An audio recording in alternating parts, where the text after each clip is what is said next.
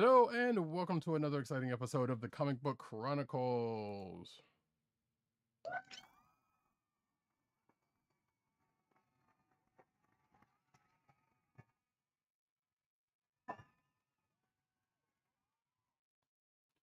I am your host, Roddykat. You can find me at Roddykat on Twitter. You can find me at News Nerds Need on Twitter. You can find me at CBCaps on Instagram.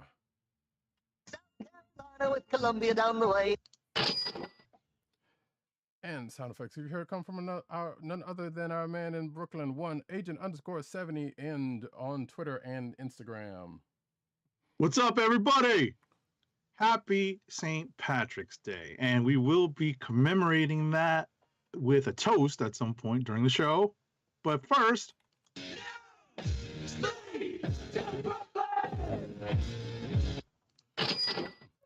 which I feel like that's a shot from last week's show because it was so long, but we're not going to talk about that.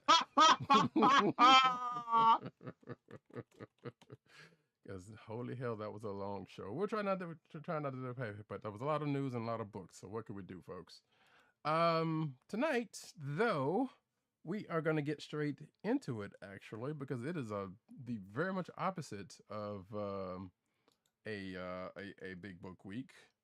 And we're going to start off with Amazing Spider-Man number 92.BEY, aka the Bay.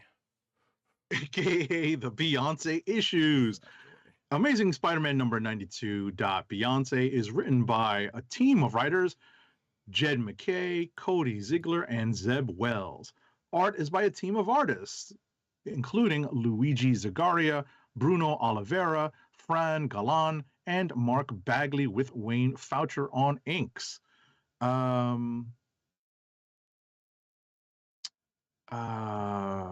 is this? Is this CA? I think this is a typo. Color artists. Yeah, color artists. Yeah, color artists. Espen Grundetjern and Carlos Lopez, Jim Campbell, Jim Karalambidis. Wow, all the Greeks, man. I know there's a lot of names on this book. Shout out to the Greeks. Jim Karalampidis and Maury Hollowell, and letters by, of course, our lettering paisan, VC's Joe Caramagna. Oh yeah, I did say VA. That's not voice actors. It is color artists. I stopped. I was like, what? Yeah. No, I just noticed that when you said that. I was like, what are you talking about? Oh, yeah, okay. So that's what I get for rushing. This is what we get when we copy notes off each other, folks. You got to do our own work. Yeah, no, right? But yeah, there's a lot of names on this book. Right. Well, because of the story. So here's the thing. Here's the deal, right? So this is the penultimate issue of the Beyond storyline in the Amazing Spider-Man. So this issue essentially deals with several of the supporting character storylines that have been sprinkled throughout this book, so that I believe the ultimate issue of the book, the final issue of the book, of this volume of Amazing Spider-Man before they relaunch, is, that's going to be basically Ben Reilly and Peter Parker. That's going to be it, with possibly like a little bit of the Slinger story that we see in this issue also. Right. It's like you said before we started recording, it does seem like they're setting up a potential other story, which I wouldn't be I wouldn't be mad to see if it does end up happening. Right.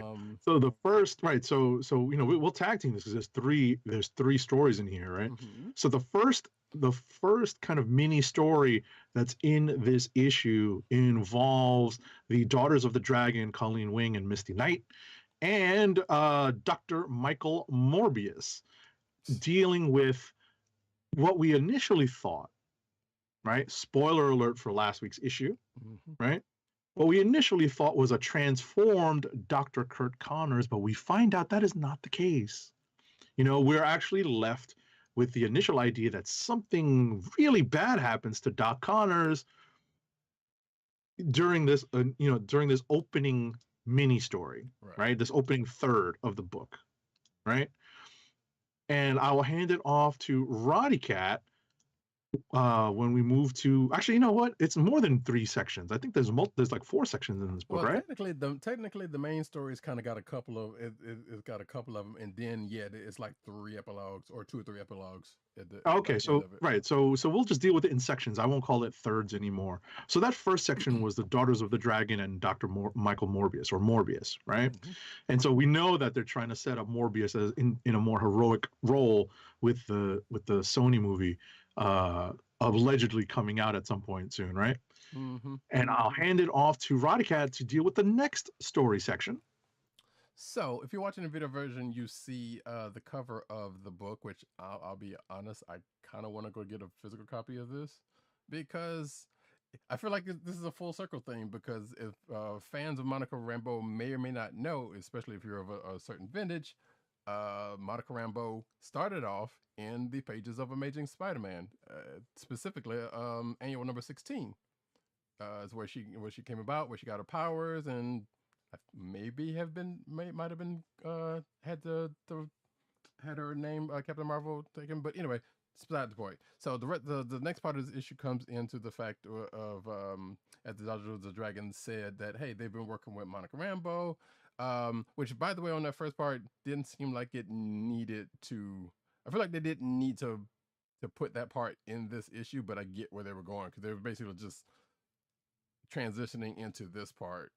But at the same time, it was like, okay, so they gave us a cliffhanger in that last issue just to kind of give him 1 or 2 pages and then get him out of the way. But anyway, like I said, the crux of this this part of North part of the story has to do with Monica Rambeau. We get some backstory, some history into her with the Avengers, as she's doing some internal monologue as she's going through this I guess she's in the she is in the same place that Staten Island Beyond Corporation building that everybody was in, and she's kind of going through it, and she comes across an old member of Next Wave, aka Aaron Stack, one Machine Man, which apparently is, we find out in this spoiler alert, is not the real Machine Man in this. I'm not sure what that exactly means in this context, but I guess it kind of makes sense given how Next Wave was portrayed. Say what? Yeah, because she comes across Machine Man. No. Well, how is he not the real Machine Man? Because they're talking about. He says it. He says, "I'm not." No, but what's that? Well, is that a result of the Iron Man 2020 storyline?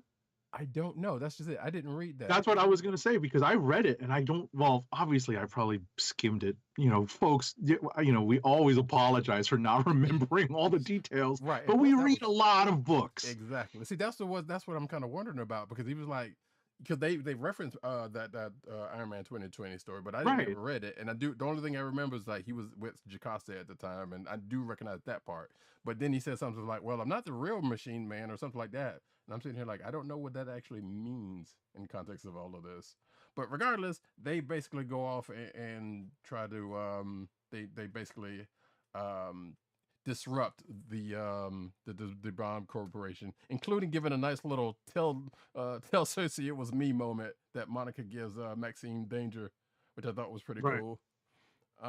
Just to kind of keep things on the short. But yeah, so they pretty much disrupt that, and it sounds like that might be potentially leading into a Next Wave miniseries or something, the way they set it up. Probably. Yeah. It's hard to, given the market, given the state of comics today, what used to be more likely an ongoing series is almost certainly going to be a lead into, like if we get teased into anything, it's going to be a limited series. Right. That's that just seems to be the trend, right? And I just wanted to kind of comment on that before we moved on. Like it's much rarer that we are teased into the beginnings of an ongoing. It's much more likely that we're being teased into a miniseries. Right. If I'll say this before I say it again, if you haven't read Next Wave, you should. It's a real bonkers kind of story, but it definitely is a Beyond. Like if you've read this and be like, Beyond is kind of silly, yeah, you should read. You should definitely read Next Wave. Mm-hmm. It's out there on Marvel Unlimited. I'm pretty certain. But anyway, so which It leads is. us into the next, which actually is, I think leads us into the epilogues, if I'm not mistaken.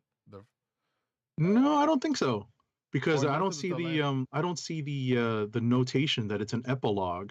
We follow up with Oh, the one of the Goblin Queen. employees of the Beyond Corporation that we were Right. following throughout the storyline. I thought that was one of the epilogues. Okay. Oh no, because it doesn't have like the word epilogue Right. written. Like I literally was just flipping to it. Sure. So it's actually just the next part of the story, and we're following Oh, that's what's right. this dude's name? Doug. It's Doug. No, Doug Ciravanta. Hmm. So we're following his exploits, and he's about to get canned from the Beyond Corporation because of all the screw ups that we kind of followed along, that we kind of read along with during the course of the storyline. And it turns out the tables get turned at the end of that little story. Some timely intervention, let's say. Right. But yeah, okay, yeah, because now I remember, because the last part of the story is the next, is with the next bit, if I'm not mistaken, because that's when Maxine's like, hey, Slingers, I got a job for you, and pretty much sets him up against Ben, and that ends the quote unquote the main story. Right. So, Right.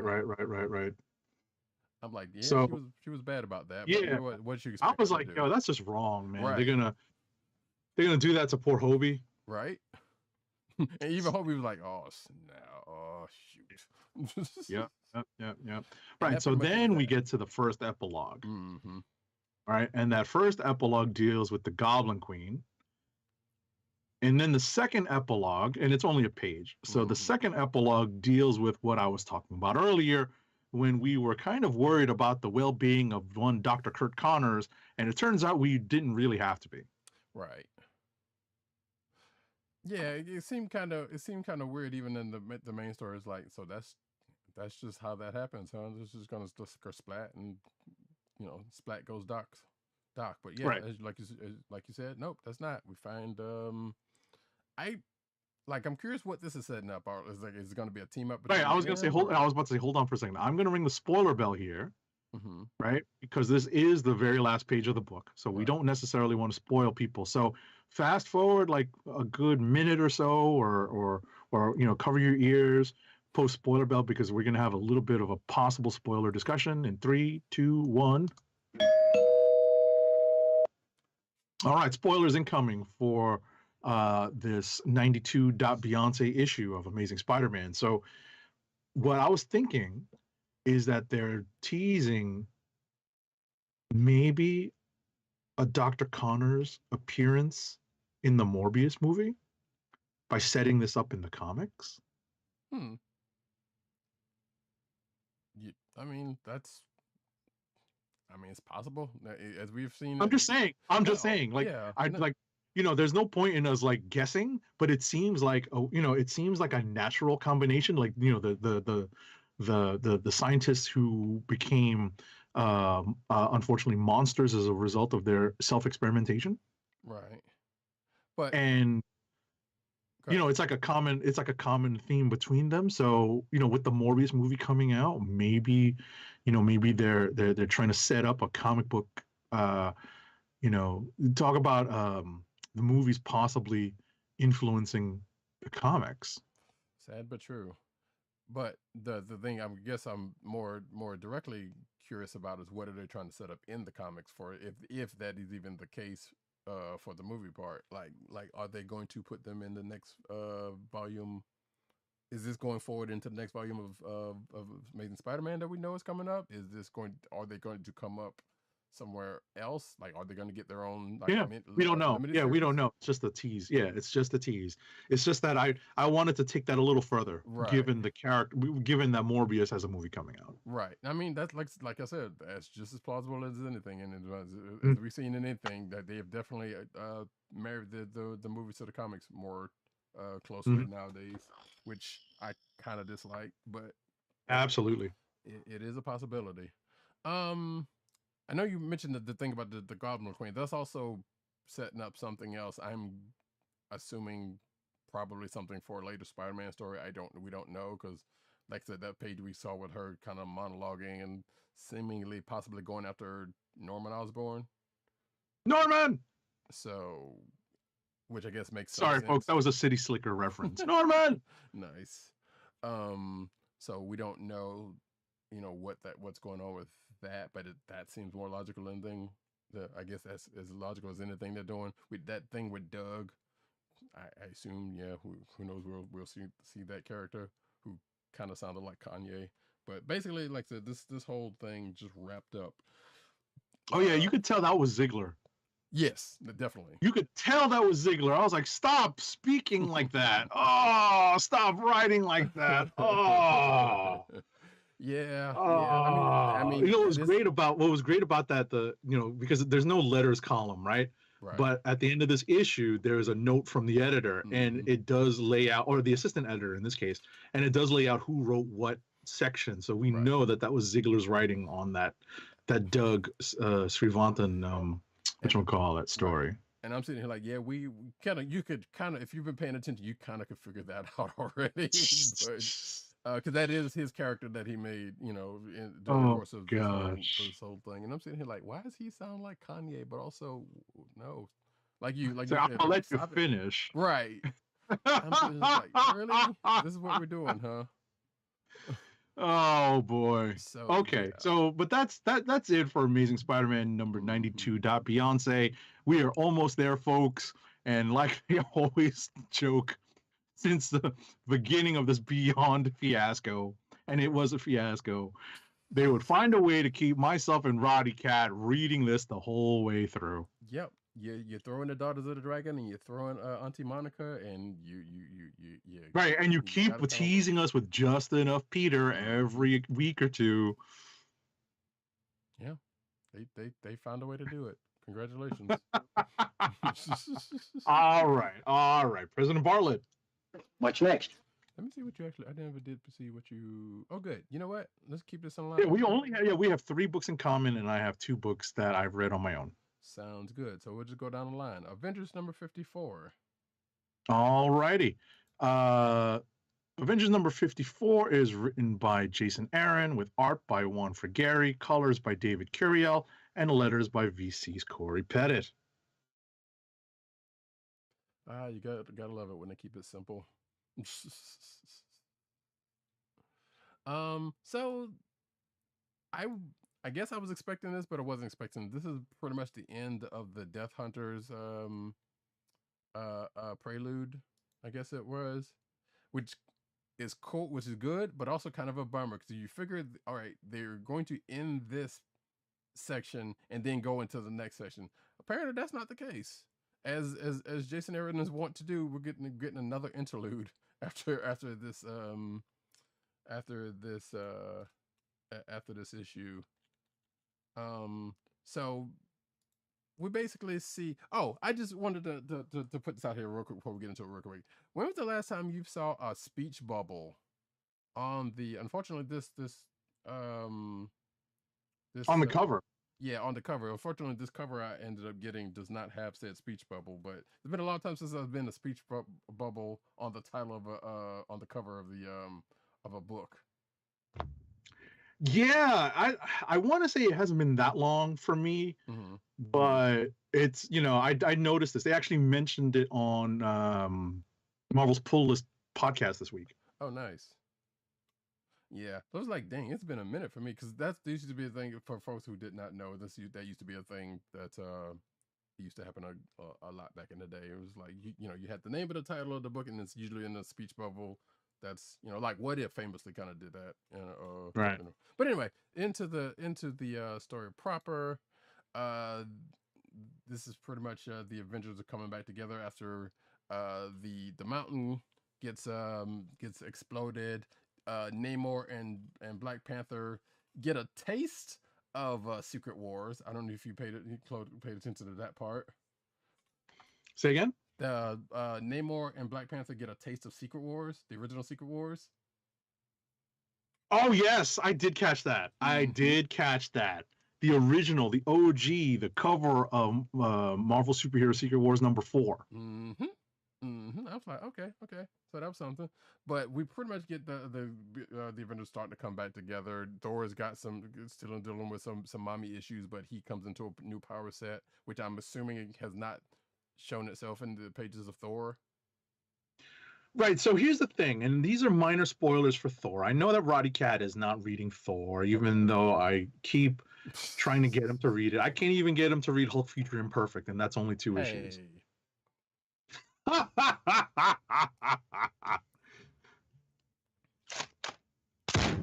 Shots fired. So Thor has been a pretty good ride under Donny Cates, right? There's been a little bit of there's been a lot of retconning. There's been a lot of retconning, dealing with the origin of Mjolnir and so on and so forth. However, a recent issue of Thor dealt with the traditional heritage of Thor, that being Odin being his birth father, but his birth mother is not Frigga, but is instead Gaia, the goddess of Earth, right? The embodiment of Earth. Okay. That's what it is in mythology. Right.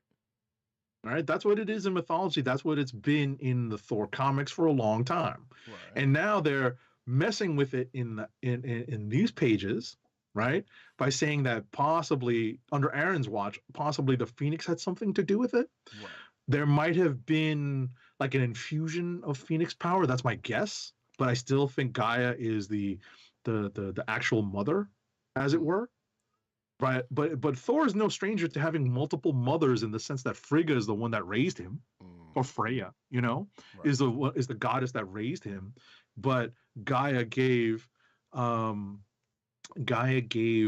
to him, right? So maybe the Phoenix had another part of his, had a hand in his creation. Let's put it that way. Like maybe she was the surrogate, or I guess Gaia was the surrogate, or one of them was the surrogate. We don't know, right? Yeah, we don't know. We don't know. We don't know. There might have been just like an infusion of DNA through cosmic power. We don't know. We don't know. That's going to be a story point that Aaron's going to explore. But like I said, if I could actually show Roddykat the page in Thor where Thor is literally tapping into the power of Gaia for help. Gotcha. Like literally in Cates' run, like within the last week's Thor, I think. Right, and in this case, he's tapping into the Phoenix force, the Phoenix part of his heritage in the cages. Right. So we don't know. We don't know. Roddykat could be right. There could be like a surrogacy thing here. We don't know. Right. So, but in any event, moving on from that, we have the Masters, the multiversal Masters of Evil, continuing to put their machinations in play. The Avengers do regroup and essentially fend off these multiversal Masters of Evil, and try to pick up the pieces of Avengers Mountain. Oh man, Steve, and we also I kind of wonder if there was a Reckoning War tie-in with one part of it, because we see a conversation between Mephisto and Doom above all over the Watcher's eye. I don't think that's actually the case, but I'm just saying, it happened to be weird that that was a weird thing that I totally forgot about that happened in the pages of Avengers, where that's all I'm gonna say about that. And then, they do something with the eye and then just drop it. And thank goodness the orb is not in the picture anymore, which they deal with him. I guess he's going to get fished up some kind of way in the next few issues. But nevertheless, the Watcher's eye kind of comes into play for a second, and then they all leave, like I said, leaving the Avengers to kind of regroup for what's next. But at the end of this issue, or I'll put it this way, at the coming next issue, we don't get the continuation of this. We pretty much get another storyline that's going back into a storyline that we thought probably should be left alone. Personally, this is me personally speaking. Yeah, I mean, I think that this is all like, kind of like a precursor to the Judgment Day thing. Right. Like this is right? pretty much an interlude, and it's going to go into that, and then it get back to Yeah, you know. exactly. Mm-hmm. So, the celestial, the regrouping part, right? So, as the biggest Captain America fan on the panel, I reveled in this sequence. Yes. You can call me Captain Rogers. I know, right? I thought about this, like, damn. And Steve, like, you don't piss. It takes a lot to piss off Steve and be like, no, you're gonna be formal with me now, Joker. And I was like, oh snap! And even Namor was like, damn, I thought T'Challa, you were gonna be the one that was gonna be hard to convince. Like,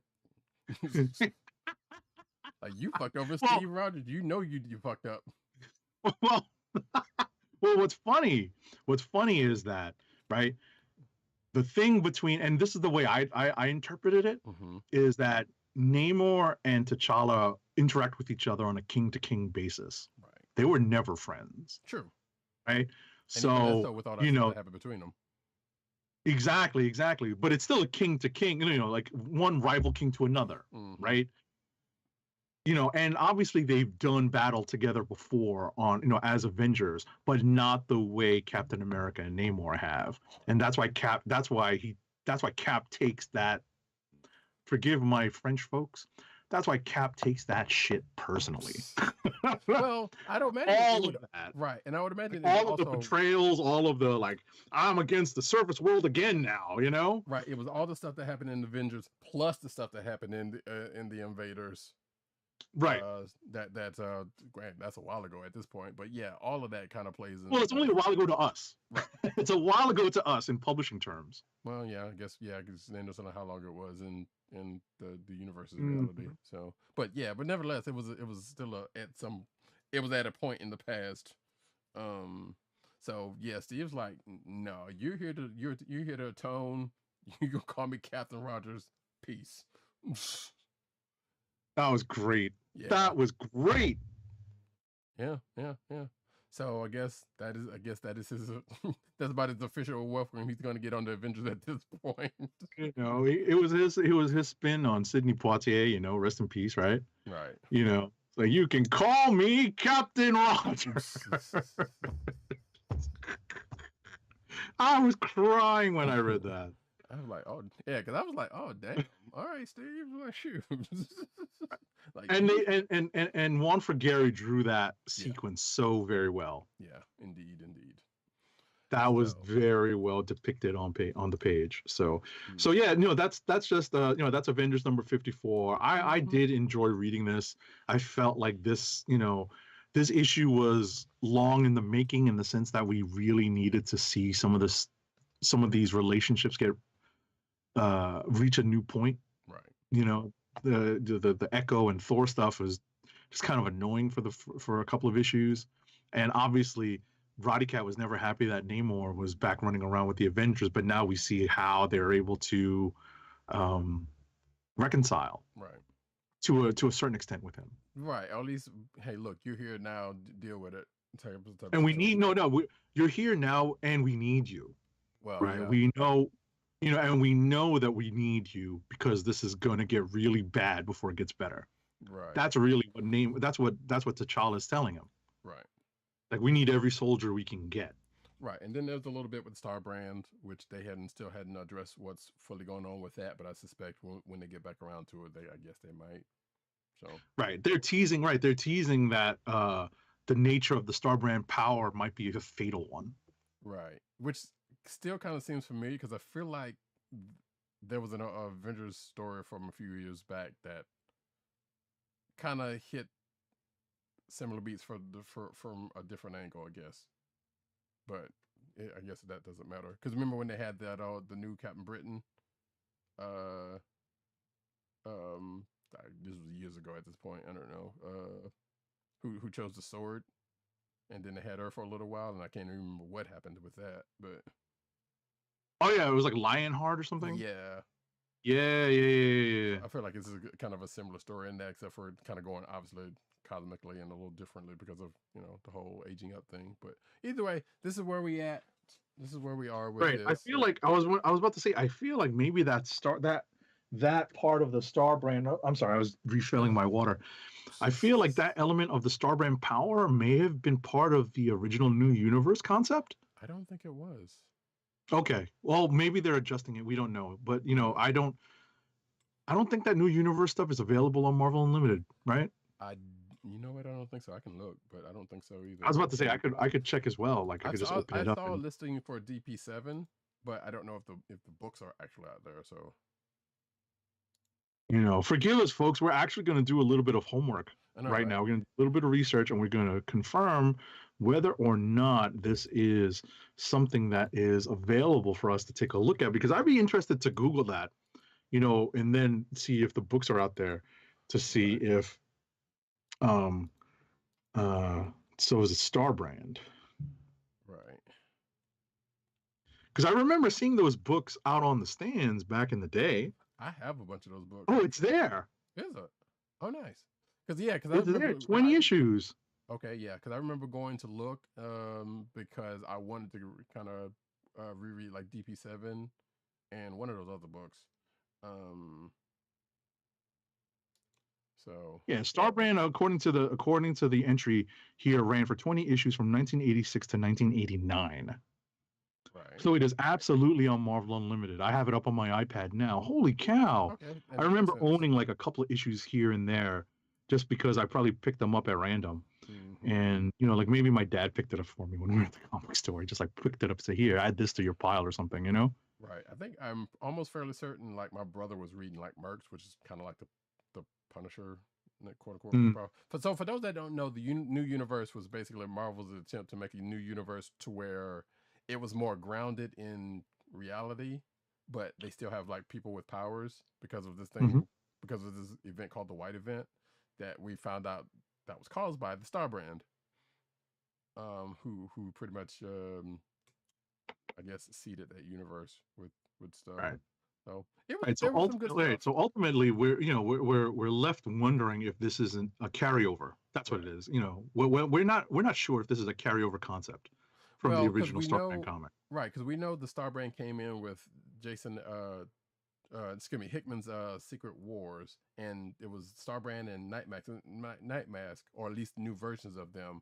And they hadn't really did that much with them, with the exception of having them on the Avengers team at that time. Right, and then Aaron's no, he had the Ghost Rider do something to him.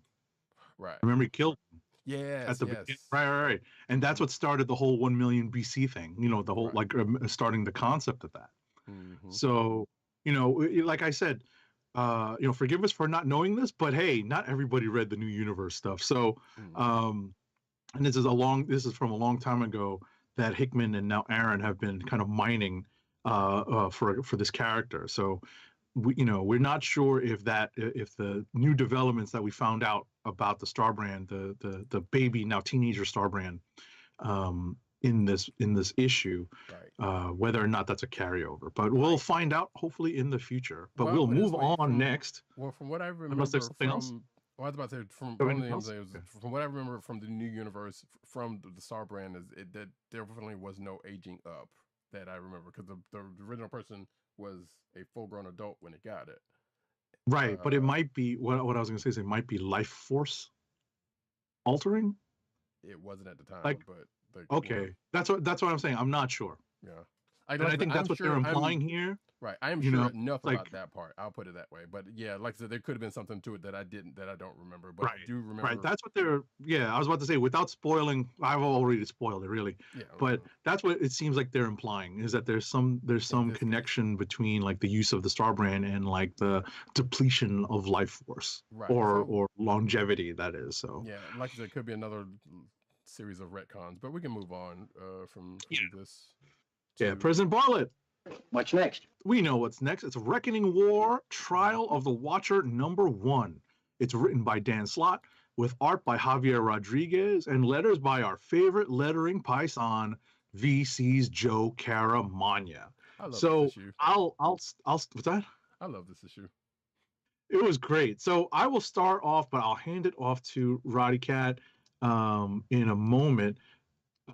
So if you are not keeping up with the Reckoning War in the pages of the Fantastic Four, you're missing out on a pretty fun story so far. You know, there has been a lot of cool things happening here that Slott has followed up on. He's following up on lots of stories that have been flowing through his Fantastic Four run, but there are some newer concepts that he's involving also, namely this issue of the Prosilicans, right? Yes. Right. Or You know, henceforth called the bringing Reckoning, up but these. yes. What's that? I said henceforth called the Reckoning, but yes, that's where their Right. original name was. Yeah, that's what their original name was. So, you know, basically not retconning them, but basically reviving these characters from a decades long dormancy and bringing them back.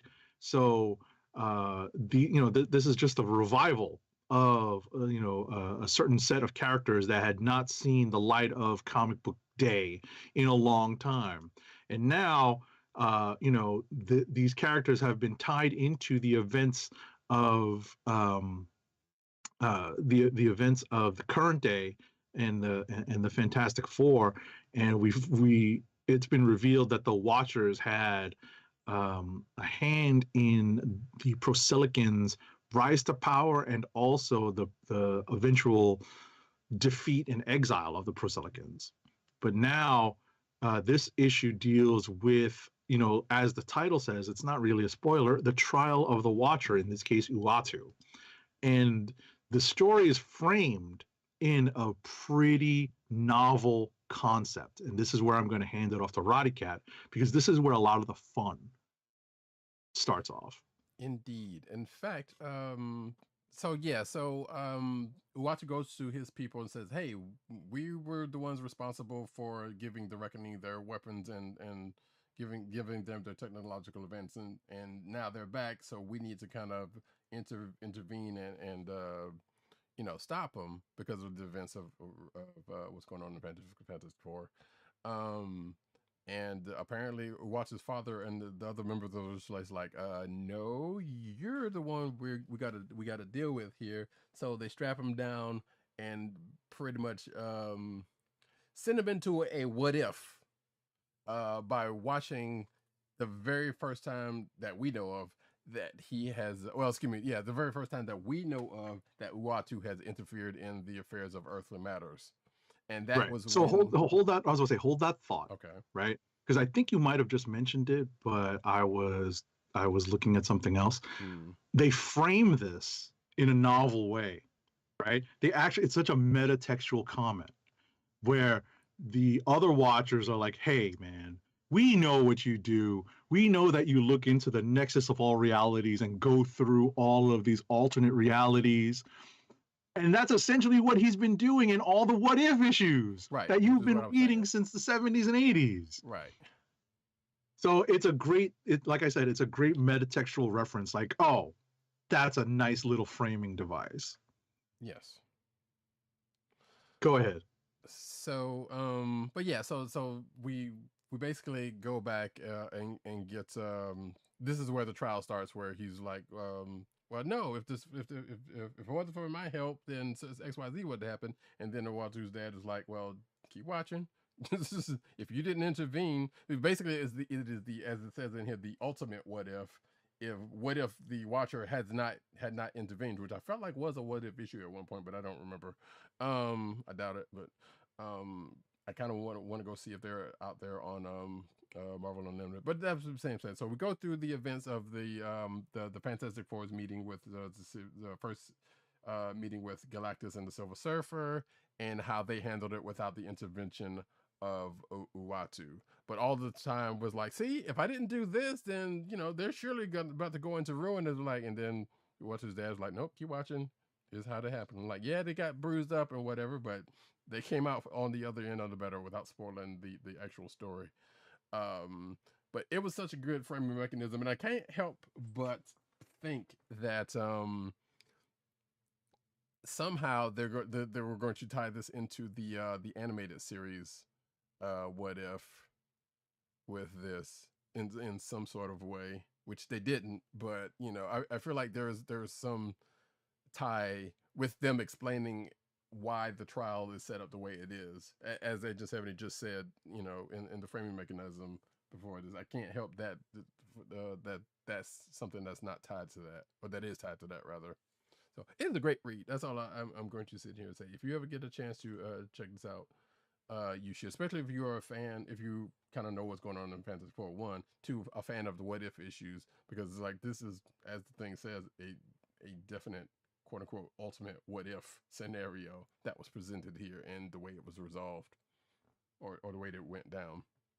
Right. And as we said earlier, this is a definite tie-in to the Reckoning War story, because, you know, while the bulk of the issue is this, you know, grand what if story, it is still kind of bookended by the events that would intertwine with the Reckoning War. So I would say this is actually a pretty informative issue.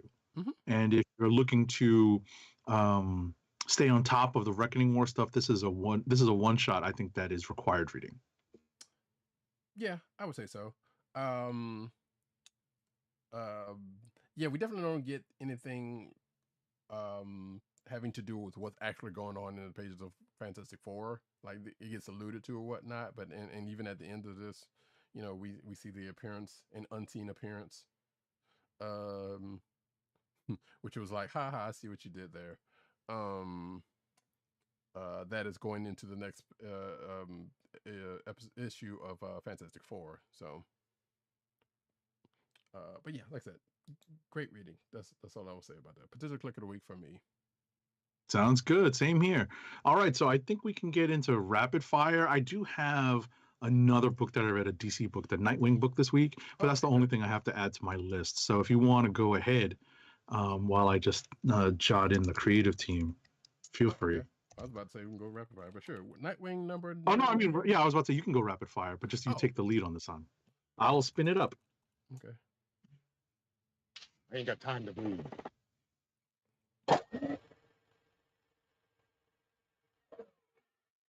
So I'm going to apologize in ahead because normally the reason why I have Agent 70 to go first is so I can do some typing. Oh, I was about to say, if you need me, listen, I'll go first. It's okay. So listen, I'll run through, and I'll just add in the credits for Nightwing when I get to the book. I'm literally scrolling through my review copies as we speak.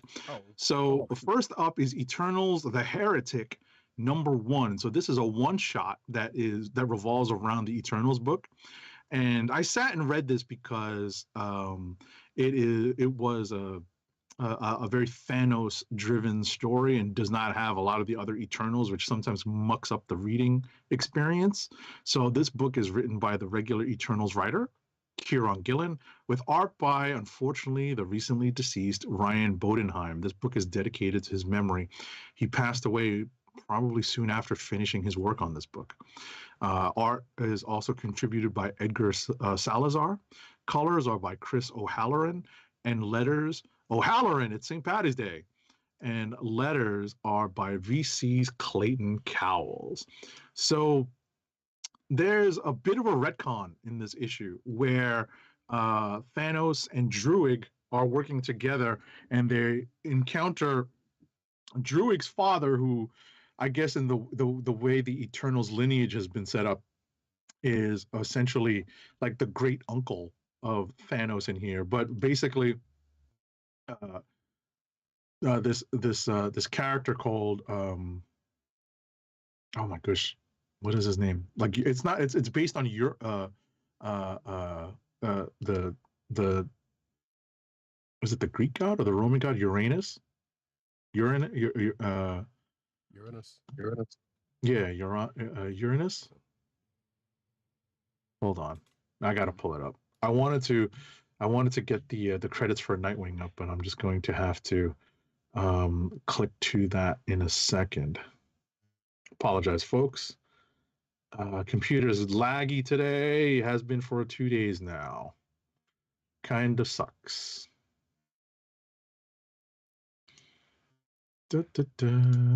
Eternals. I want to get this name right, folks, and I'm sorry for slowing down rapid fire to a single shot semi-automatic. Here we go. Right. So basically it's almost like a Thanos light, this character. And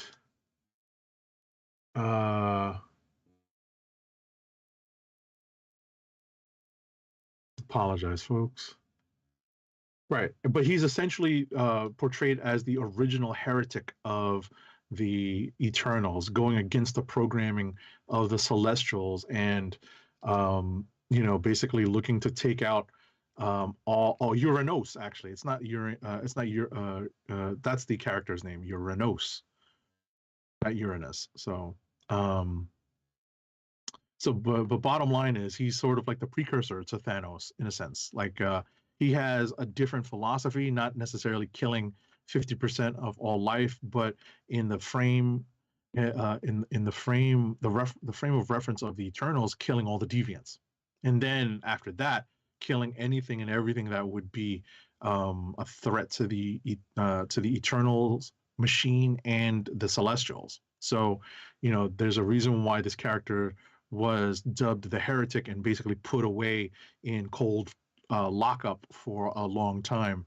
And basically, it's a long history lesson and in a way for Thanos to see how things have gone for someone who had a similar plan a similar plan to his in the past, and maybe learn from the mistakes of somebody else who tried to do similar things to what Thanos might be planning. So that is the gist of this issue.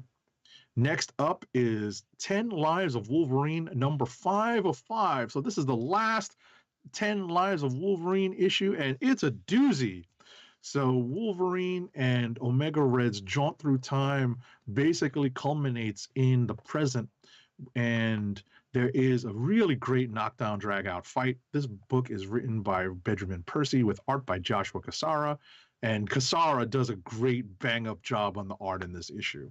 Colors are by Frank Martin and letters are by VC's Corey Pettit. So at the end of the issue, we are dealing with one of the time displaced versions of Wolverine, and that's sort of the cliffhanger, and that I think is where 10 Deaths of Wolverine is going to pick up, and we're probably going to find out more about Moira McTaggart's status in that issue as well. So I have to say this 10 Lives and 10 Deaths stuff has been a tough read, but I feel like it was probably too long.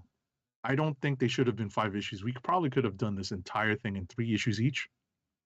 I feel like 5 was pushing it a little bit. 5 per. I think they could have done it in a beginning, middle, and end type of arc. So I think it was just a little too long. But I feel like these issues are going to end and really push some of these stories forward that we've been following along in the pages of X-Men and X-Force specifically. Last but not least is this issue of Nightwing. I don't even remember what number it is. 90. Thank you. Nightwing number 90 is written by Tom Taylor. There is a different artist on this book. Oh, I put the things in your thing. Oh, you did? Yeah. I don't see them. I just see gray box. Oh, thank you. Written by Tom Taylor, art by Geraldo Borges, colors by Adriano Lucas, and letters by Wes Abbott. So, what was cool about this is that we are back to dealing with the ramifications of Dick Grayson trying to do a lot of good in Bloodhaven with the money that he inherited from Alfred, and the traditional Nightwing enemies, villains gallery that have traditionally occupied Bloodhaven have basically put a price on Dick Grayson's head, as the new billionaire about town. And they are almost successful in taking out Dick Grayson in this issue, but for the fact that he has a very strong support team with the Bat family as well as the Teen Titans. And we have both of those connections playing a role in this issue. And ultimately, when we get to the cliffhanger ending, it's revealed that one of the characters that is brought in to take out Dick Grayson is none other than the same character that shot Nightwing in the head. And if you don't remember who that is, then you should backtrack and check that out. That is now several years in the past.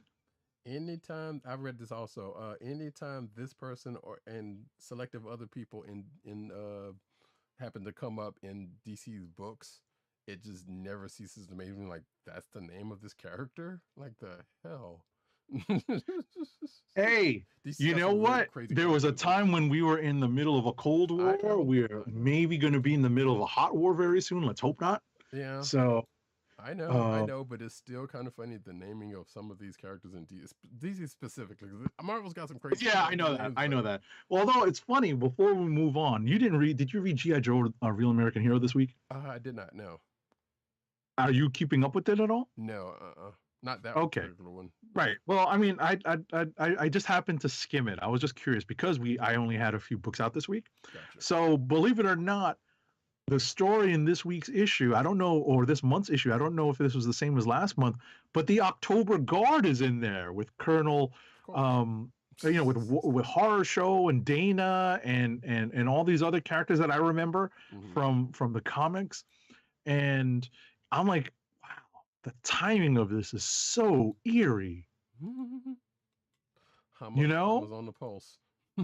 Seriously, Larry Hama has a pulse on the zeitgeist, and that's not even you can't even. It's hard to joke about that. Yeah. Oh, so, but that's it for me. I'll hand it off to Roddykat.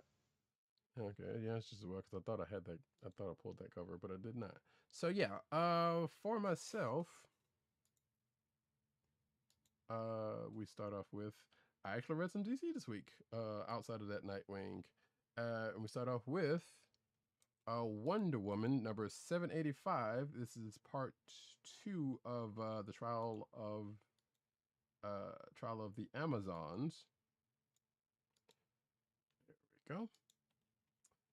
And the creative team here is writers Michael W. Conrad and Becky Cloonan, art by Rosie Campe, colors by Tamara Bonvillain, and letters by Pat Brousseau. So, spoiler alert, if you have not been keeping up with this event, as I said last week, some would say a significant person to the history of Wonder Woman has passed away because of some shenanigans. I'll go ahead and say it. It's her mother, Hippolyta. And this issue deals with her being laid to rest, not Hippolyta, not Wonder Woman. And obviously, Diana's a little upset by this and wants to get to the bottom of who's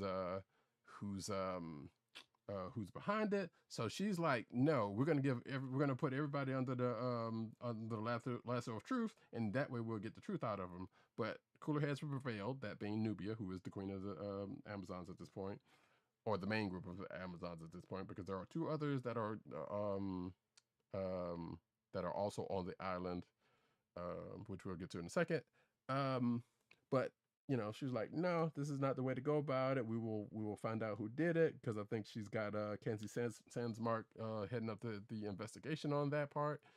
But there's some other things going on the island, in the fact that they're trying to find someone to guard what's called the Doom's doorway, and the Doom's doorway is acting up because there's some black goo that is seeping in from it, and it's something's really, really trying to get out of it. That has caused a couple of casualties in this particular issue. But like I said, that's on the side of them trying to find someone to guard the door, hold the door as it may be, and have this contest to see who's doing it. And these 3 sets of Amazons who have now come together on the island to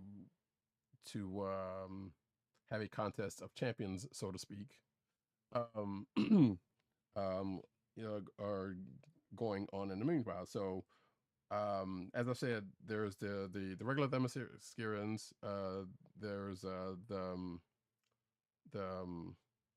the Banamadal or Midal, I'm not sure how you pronounce that, and then there's Esquicidas, which is the group that Yara Flar is recently found group of Amazons that are basically Brazilian in nature. And they've all come to this island to try to get in on this contest. And in this issue, they're also trying to find champions to compete in said contest to do this. Obviously, Yara Flor being the one that the Esquicitas picked. Apparently, Donna Troy was picked for the Funabata Manal as opposed to Artemis, because which is weird because she was working with the Esquicitas as of a couple of as of Wonder Girl, whatever the case may be. And then there's an unexpected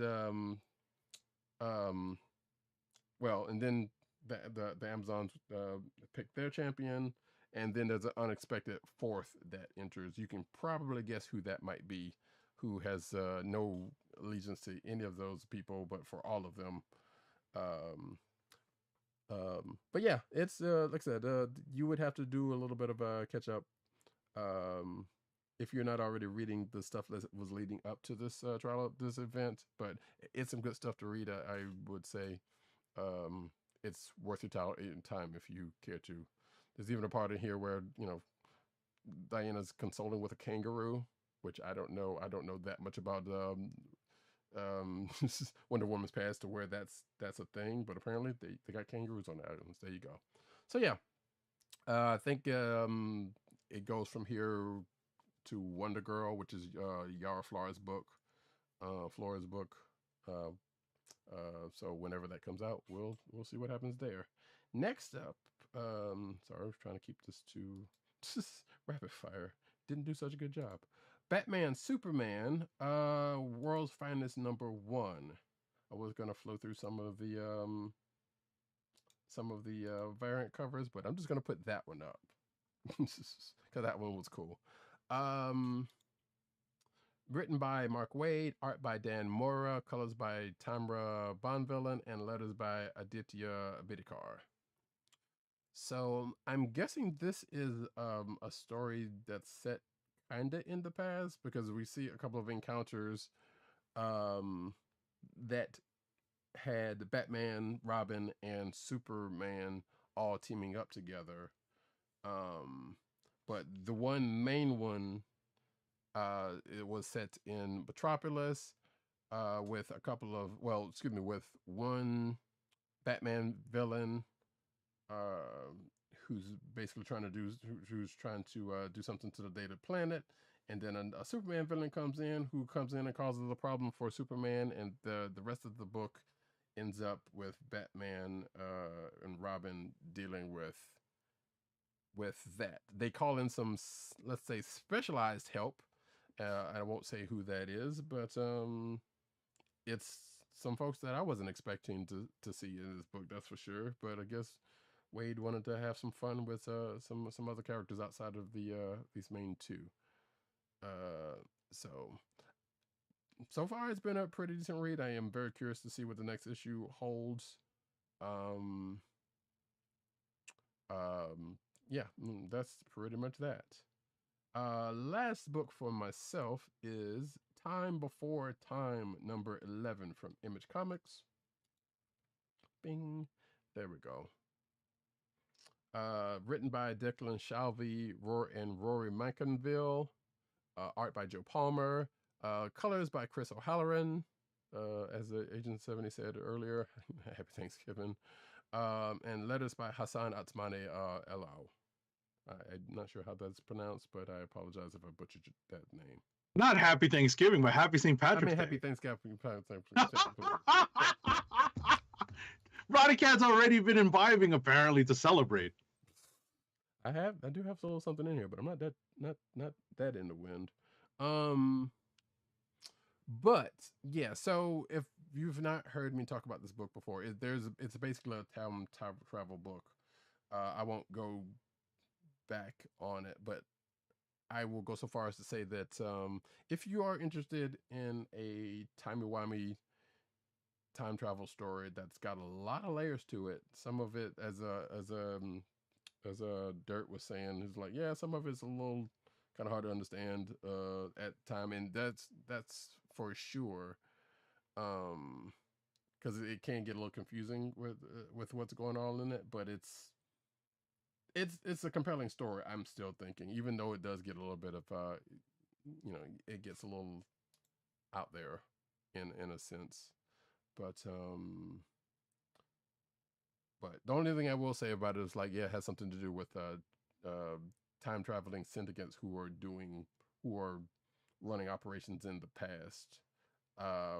And one particular person, Tetsuo, who's the main character of this book, who's kind of caught up in some things in relation to this, let's just say, in trying to get away from the syndicate that he's working for, has gotten himself into a good bit of issues, and brought someone along for the ride who's also getting into their share of problems, and that stuff is starting to come together a little bit in the pages of this particular issue.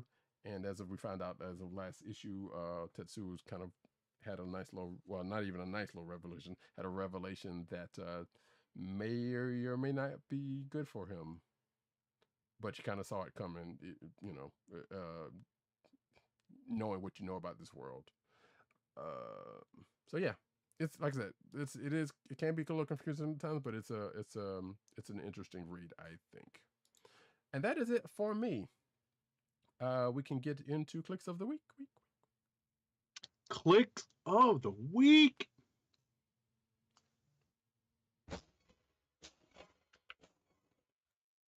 So we actually got one, the aforementioned Time Before Time, number 11 by Dirt. Who's that? Which I didn't even know he was reading this, so that's just kind of a surprise for me. Yeah, like I said, he said he's finally caught up on his time travel story. It can be head scratching at times, but in a good sci-fi time travel conundrum way that eventually works out as the story unwinds. And yes, I can definitely agree with that. So as I just said, I don't know. Cool. Oh, I was wondering because he put up a picture in the thing. I was like, "What is this from?" And now I just remember because I was on that site a few days ago or a couple of days ago, and I think I know where he got that image from. So, shout out to League of Comic Book Geeks. Do you have yours? I have. I think I actually a couple of candidates. Okay. I have a couple of candidates. Believe it or not, that Amazing Spider-Man issue, the Beyonce issue, is actually pretty entertaining. Agreed. Right? And Avengers number 54, the Mr. Tibbs part just made me smile. Yeah. Right? Mm-hmm. That made me smile. But I think Roddykat is probably going to second me on this, is what I think is going to be my click of the week is Reckoning War Trial of the Watcher number 1, because I liked how Javier Rodriguez set up Dan Slott's script with all of the way the pages were laid out, because a lot of it was cliffhangers at the end of each page. Yes. Kind of the end of a sequence, because what was being teased was whether or not Uatu was right to do what he did. That it wouldn't have worked out any other way unless he did. That it would not have worked out the right way unless he did what he did. And it seemed like every sequence ended with a cliffhanger panel at the bottom of the page, or towards the bottom of the page, or basically like at the end of the storytelling on the page. And then immediately when you turn the page, it became something else that transpired in order to, push the story in a certain direction that Slott meant to show, to prove Uatu's father's point. I forget his name. So that's why I think Reckoning War Trial of the Watcher number 1 is my click of the week this week. And as Agent 70 has correctly surmised, yes, I do also go with that particular pick for my click. Yeah, sounds good. Yeah, like I said, yeah, I also agree with, like I said, the Amazing Spider-Man being a good entertainment. I might actually go pick that up physically. Which is weird. But yeah, Reckoning War Trial of the Watcher, click of the week, good stuff. Now we can go into the news section, but first, an ad read. Our first ad read of the night. It is St. Patty's Day. Raise a glass to try not to be a newbie and get completely drunk on St. Patty's Day, folks. It's still, it's not that late on the East Coast. There probably are still people out in the bars drinking. Don't get messy. If you're listening to this, I really hope you're not messy right now. But here's to you. Don't sing "Oh Danny Boy" all night. Or so don't. Right. So cheers to all of you as I read the first ad of the night for Wink, the personalized wine club. Wink is a world of wine delivered right to your door. From rosé to cabernet to torronté, Wink has over 100 styles of wine to discover. Ever try an orange wine? Wink connects you to a world of exclusive wines tailored to your taste and delivered directly to your door. Wink delivers 4 bottles of wine to you every month with free shipping. You can pick your own bottles or let Wink choose and match to your taste. It doesn't cost a thing to become a member, and you can skip or cancel anytime. And now the listeners of the Comic Book Chronicles podcast can enjoy an exclusive discount of $20 off your first order. To place your first order with $20 off and to help keep our show free for you, go to our network website at cspn.us/wink. That's cspn.us/WINC. Wink wines through CSPN. Do it today. And now we get into the news.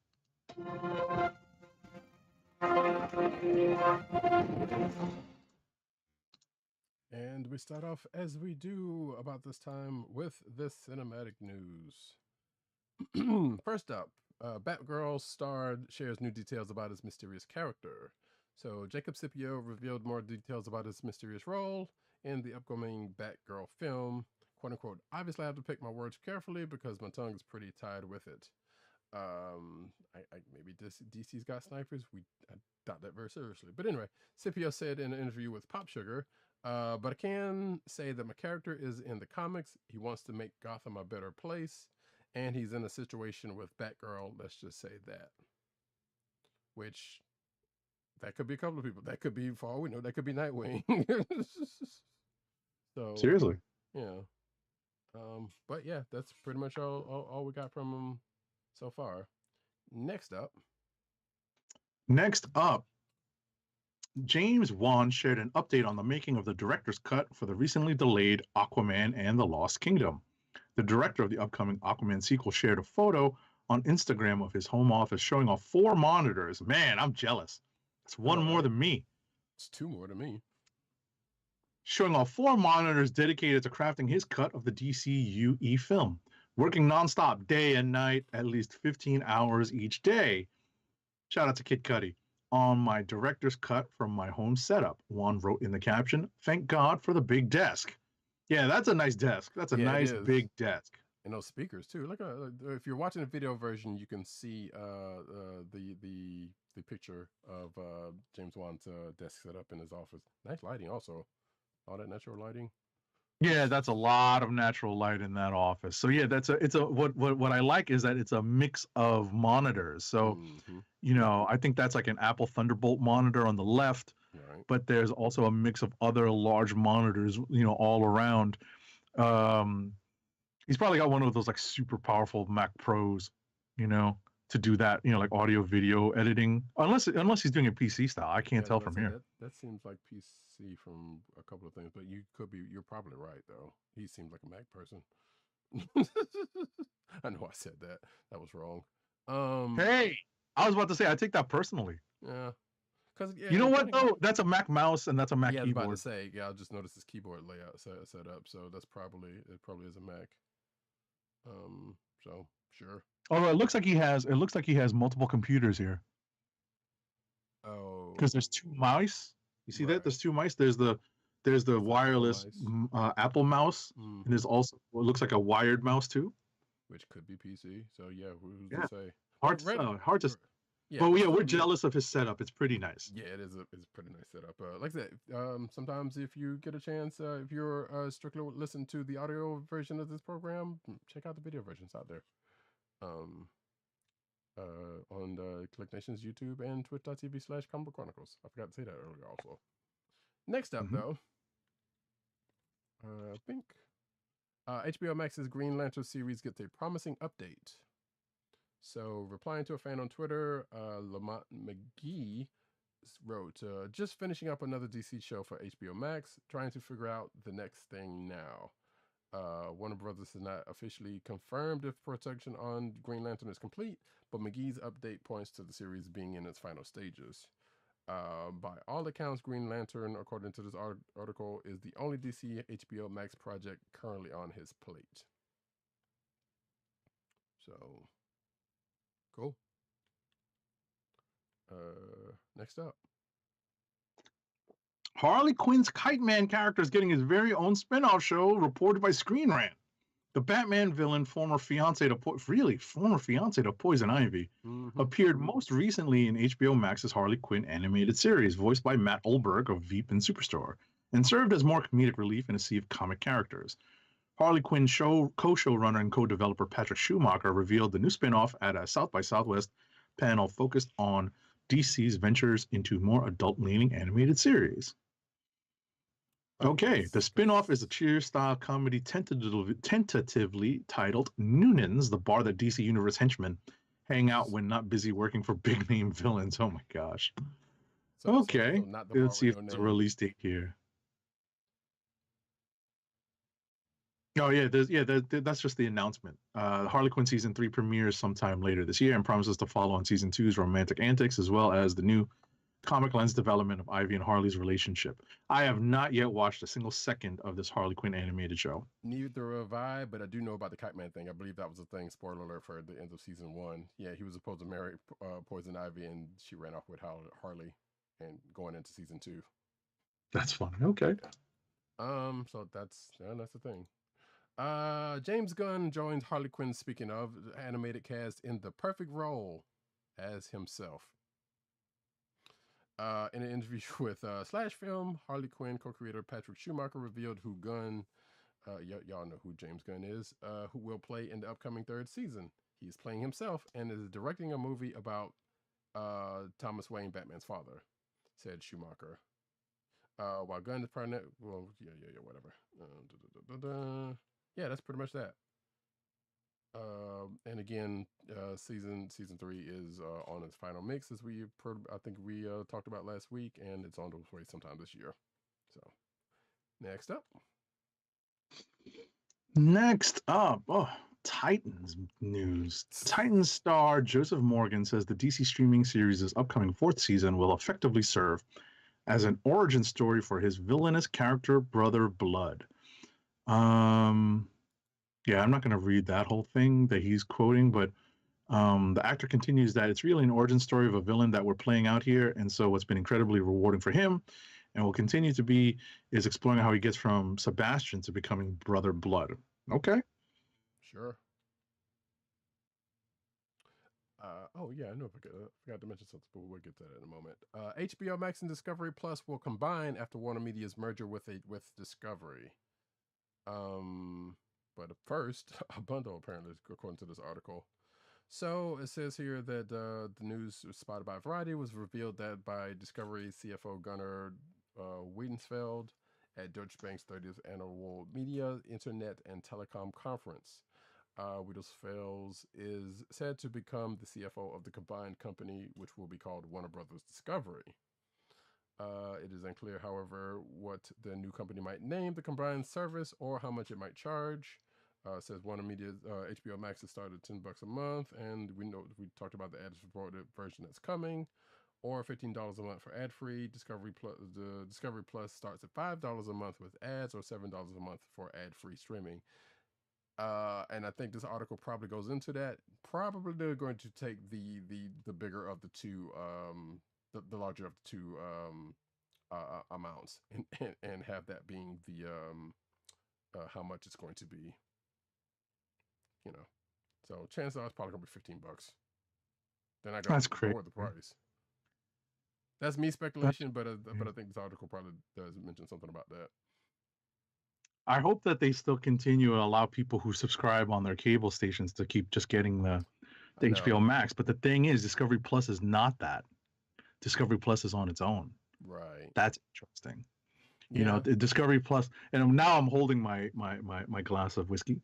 You know, this is Comic Book Chronicles way after dark now, right? So, it's interesting because Discovery Plus has been a standalone thing. You know, there's a Discovery app for people who subscribe on their cable channel, who subscribe through their cable package, that is, right? But Discovery Plus is independent of that. And so I'm wondering if they're going to make it all HBO Max style and just put it all under that one umbrella. And if you subscribe to the cable through your cable package, then you just get the app for free.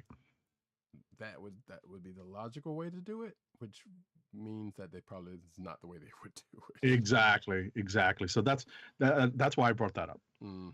So it says here, AT&T and Discovery have previously said that they expected the deal to close in the second quarter of 2022, which we are coming up on at some point. Apparently, Discovery had 22 million subscribers at the end of this year, so it's not like they didn't have a lot of subscribers, but in comparison to HBO Max's 73.8 million, you know, that seems relatively logical. Anyway, next up, the Flash showrunner teases more familiar faces in season 8. Wow, they're up to season 8 on this. So the Flash showrunner Eric Wallace has confirmed that Rick Cosnet's Eddie Thawne won't be the only long absent character to return in season 8. Oh wow, that's crazy. The Flash season 8. What's that? I said that's kind of crazy. They're bringing him back. The Flash season 8 returned to the CW on Wednesday, March 9th, with its 6th episode, Impulsive Excessive Disorder. The season went on hiatus following the 5-episode Armageddon event, which aired from November 16th of 2021 to December 14th of 2021. So this last Wednesday's episode actually, featured the return of John Wesley Shipp as the OG Flash, Jay Garrick, but also Cosnet as Eddie, the latter of whom has been dead since the end of season 1. That's where I remember that. Okay. Right. I think I remember watching it through the end of season 1. Right, and that's why I said that. I was like, damn, that was a while ago. Okay. Now, I mean, you have to forgive me, folks. It's been a long time since I watched that, so I do not remember that, and I have not been keeping up with the Flash CW show. Right. So. All right, next up. Bink. Indiana Jones 5 trailer is coming soon. Teases the director.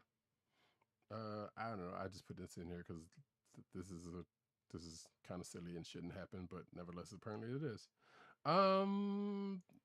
Let's see. Indiana Jones 5 director James Mangold teases that the first look for the upcoming film, including a trailer, isn't far away. It says, although he directed all 4 Indiana Jones movies, Steven Spielberg opted not to return to helm Indiana Jones 5, with James Mangold taking the reins. Filming for the 5th installment took place primarily in the UK and suffered numerous production delays due to COVID, and caused the release date to be pushed back. Let's see. Mangold announced on Twitter recently, however, that filming for the movie had finally concluded in X, Y, and Z. So, yeah, apparently he's editing has begun on it, and he's teasing the arrival of some official first look, including a trailer at some point soon. Next up, the Muppets land a new series from the Goldbergs creator starring the Electric Mayhem Band. Disney Plus announces the Muppets Mayhem, a new comedy series inspired by the fictional band of musical Muppets known as Electric Mayhem. Helmed by Adam F. Goldberg, the creator of the hit sitcom The Goldbergs, the show will chronicle the adventures of the musicians as they record their first album.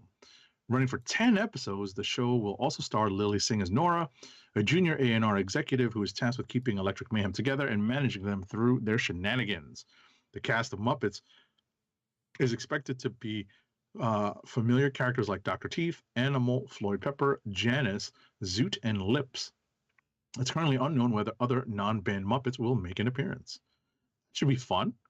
Yeah, I'm surprised they didn't get Aquafina, whose real name is actually Nora, but that's beside the point. Yeah, that ought to be interesting. Does it have a date? Doesn't see what. No, it does not.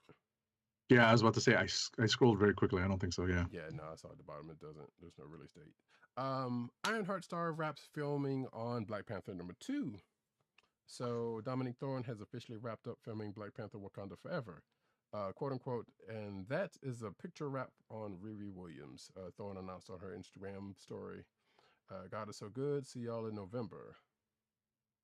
The actor will make her MCU debut as Riri Williams Ironheart in the upcoming Black Panther series, ahead of her own solo Disney Plus series Ironheart, who we knew about coming. So wait, is that actually coming in November?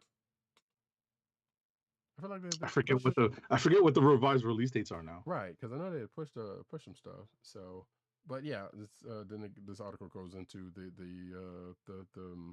when filming started and all that kind of good stuff. So soon we'll see what's going to happen in that at the story. Next up,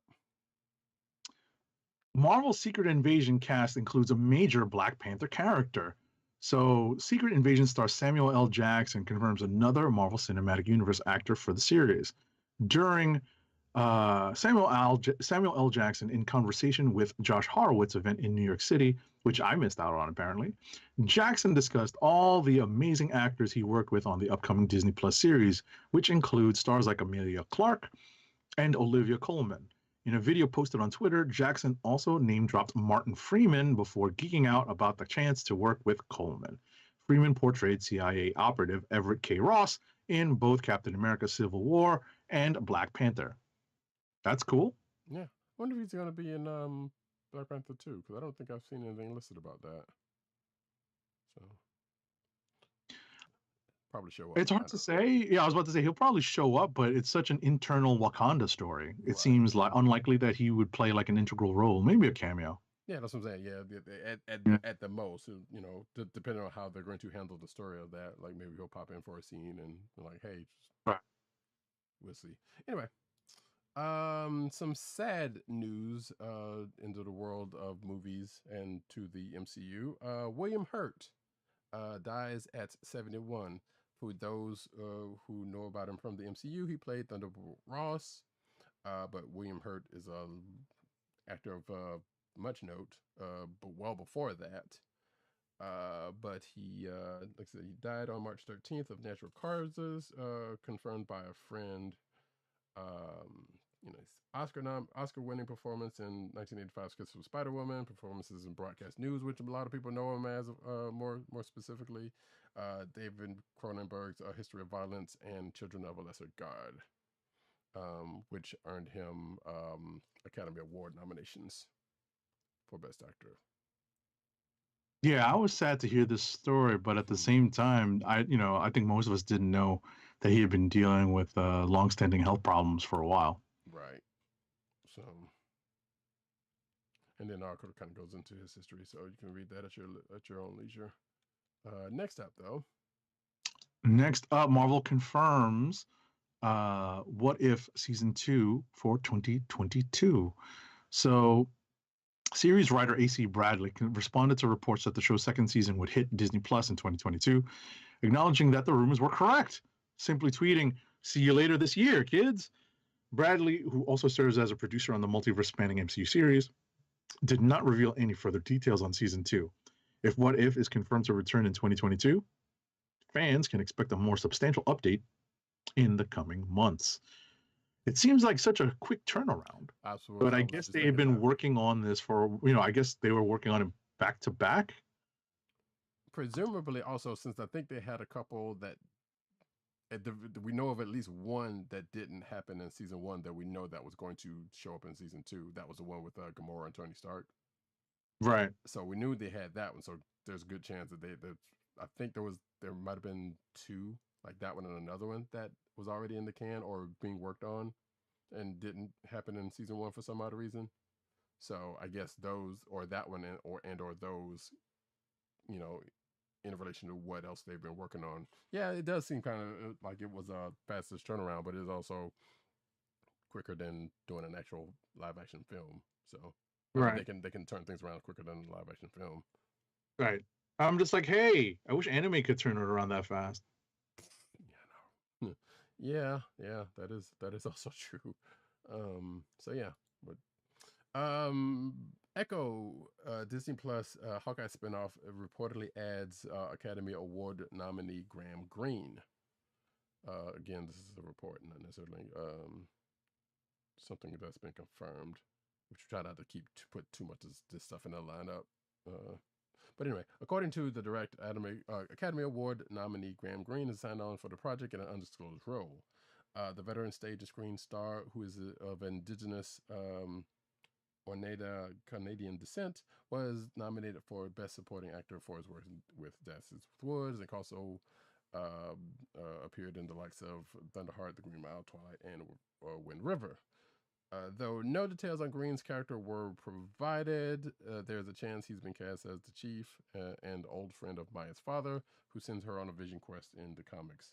And I do think there was another article that I stripped out of here saying that, Echo is probably not going to be set in New York, and it's probably going to be elsewhere, somewhere down south or somewhere else. I'm not sure. I can't remember what it said, but regardless, probably on some resolution. Right. Yeah, I was about to say, given the events of whatchamacallit, of Hawkeye, it would make sense that she would relocate. Right. So. All right, next up. So in some big trailer news this week, the Ms. Marvel trailer bursts with romance, big dreams, and superheroics, and some changes to the character. So I watched this. I'm not gonna, read this article, but I watched this and I wanted to get Roddykat's take on this. I will tell you that I thought it was okay. I'm still having a little bit of trouble, and I'm not body shaming here, but when I see this actress playing Kamala, I don't see Kamala Khan. I just don't.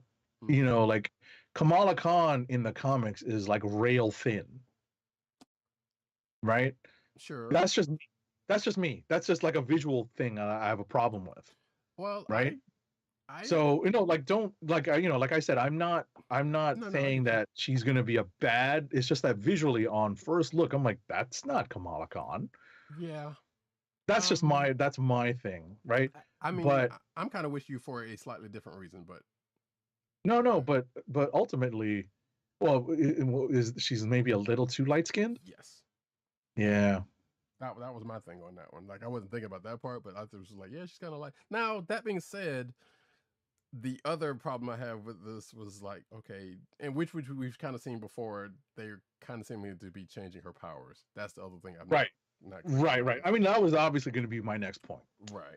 And so it's tough because I read a couple of comments on like the Facebook post after this trailer dropped, right? Mm-hmm. And I see that it does make some sense to differentiate her powers from the really upcoming Mr. Fantastic, right? Mm-hmm. Especially now that it's been announced. Sure. But they could differentiate it, and they could find a way, to incorporate the Inhuman side of her story. We don't know if they will do that still. Right. It's unlikely, but we don't know for sure. Right. That being said, like, I feel like her portrayal wise, like she's, it's a pretty good depiction of, it's a pretty good characterization in a way for Kamala, as far as that part is concerned, or it's probably as good as we were going to get for this character in this setting. Put it that way. What's weird is that I'm used to the progression. Right, Kamala is definitely a character that has progressed a lot in her time in comics. Mm-hmm. She starts out as like a real daddy's little girl, goody two shoes. Right, she's mad, obedient, and I didn't get that in this story. So I don't know if they're going to immediately portray her as the rebellious teen or not. And that would be a mistake, in my opinion. Mm-hmm. If they immediately throw her into like rebellion, there's obviously some subtle signs of rebellion, like doing her fan fiction and being a gamer online and all that stuff. Right. But that wasn't the strongest aspect of her character, when she was introduced in the first like 10 issues of her book, Right. That's that, but obviously, judgment has to be reserved until we actually get the series. So, I have to be patient. But just from the trailer, I kind of got that. Like, I hope, it made me hope that they didn't immediately jump into her being like a rebellious teen. Yeah, yeah, like I said, it's kind of hard to tell because we only got what was in the trailer to kind of go off on, which could say more or less that we don't necessarily know at this point. Right. But yeah, like I said, I don't know. The whole powers thing is and to a lesser degree, her being lighter than the actual character kind of stuck out to me. Shout out to that poster they put out to where that's they evokes the comic, but so yeah, I mean, and I'm holding out for us. They haven't really, that aside, they haven't really. Well, they've given us some reason to worry, but the previous shows have had enough goodwill towards them to say that we should not worry about this too terribly much. I'll say, outside of the whole powers thing, because the only other thing that sticks out about that is like they're gonna change it in the comic books, and that's a problem for me, because like that's because as we said earlier, they like to marry the shows to back to the comic book stuff, right? And with that, especially with that miniseries that she's got going on right now, I feel like that is the place where they're going to start doing that mess, and that part is I kind of, if they do indeed do that, I'm kind of not going to like that. Yeah, I agree. Whatever not. So yeah, I agree. Anyway, so like I said, we'll see. We know it's coming soonish, so we'll see how that works out when we don't have a specific date. Oh yes, we do. June 8th. So after, which we knew it was going to be before She-Hulk and after Moon Knight, which is coming up. Yo, that's coming up quick. Yes. That is coming up after like this little brief hiatus between Marvel shows. That's going to be here in a heartbeat because at the end of this month is Moon Knight. Right. Which next week? It's next week, isn't it? March 30th. Huh? Isn't it March 30th? That might be the case. Why am I hearing an echo? Oh, I don't know. Anyway, don't worry about it. Next up, though. That's me. Is it me? Yeah. Hold on. Oh, no, wait. No. I did the Ms. Marvel trailer. You got the Disney Plus slammed. Oh, okay. Well, so this is actually, this is kind of old, slightly old, and so this part, we kind of talked about this, but this is kind of aftermath. So Disney Plus. Shady. Huh? I'm sorry. You said aftermath. I said shady. Nice. Disney Plus slammed by Parents Council for adding. So this is stupid. The Disney Plus slammed by Parents Council for adding mature rated Marvel shows. Now we've already talked about the fact that they put an age gate on the stuff, and I feel like if Disney Plus if they had not done this, they would have whoever this stupid council is would be going after them for that. Like, come on, police your own goddamn kids. Anyway, so Walt Disney Company has added the Marvel Netflix shows to Disney Plus. We already got there. In fact, they came out yesterday as of this recording. They're definitely, if you go on there now, if you haven't gone on there in recent days, there is the same saying, hey, set up a profile, set up parental controls on there. So that right when you log in. Yeah. Right when you log in. But apparently, the Parents Television and Media Council, the PDC, has taken issue with the fact that the content is on there at all, despite the fact that it has parental controls. Stupid people ain't got nothing else better to do. The company's eponymous platform, Disney Plus, logically marketed itself as a family-friendly streaming service. This is a quote. And parents have placed their trust in Disney to deliver just that. Says Tim Winter, president of the PTC. It is wildly off-brand for Disney Plus to add TV, MA, and R-rated programming to this platform, ostensibly to increase subscription revenue. That is stupid and baseless. He also added, so what's to come next? Adding live actions. See, this is stupid. I was gonna say, there's no point. Yeah, there's no point in going on and on. It's just that it's silly that they would complain because they allegedly think that Disney Plus is supposed to be wholesome family entertainment. Right. But come on, Disney Plus is a gigantic conglomerate of Disney and its holding companies and all that stuff, its subsidiaries. They have so much content and they want to put it all on one platform. This is the best way to do it, is to put, like Roddykat said, put the controls in the hands of the parents. Right. And if they're silly enough to not set the pin to restrict access to the mature stuff, that's their problem. Right. Oh, they're police. They give you the tools. Yeah, they give you the tools. You have to use them. Right. But then somebody else would be like, well, they're telling us that we have to do this. So freaking stupid. These people have nothing else better to do with their lives with stuff like this. But regardless, and I will point out that in other countries, which granted are way better, I want to say, I don't even know if they don't have parental controls in other countries, but they have like things like Star, which basically serves up movies of all time, of all types on Disney Plus in other countries.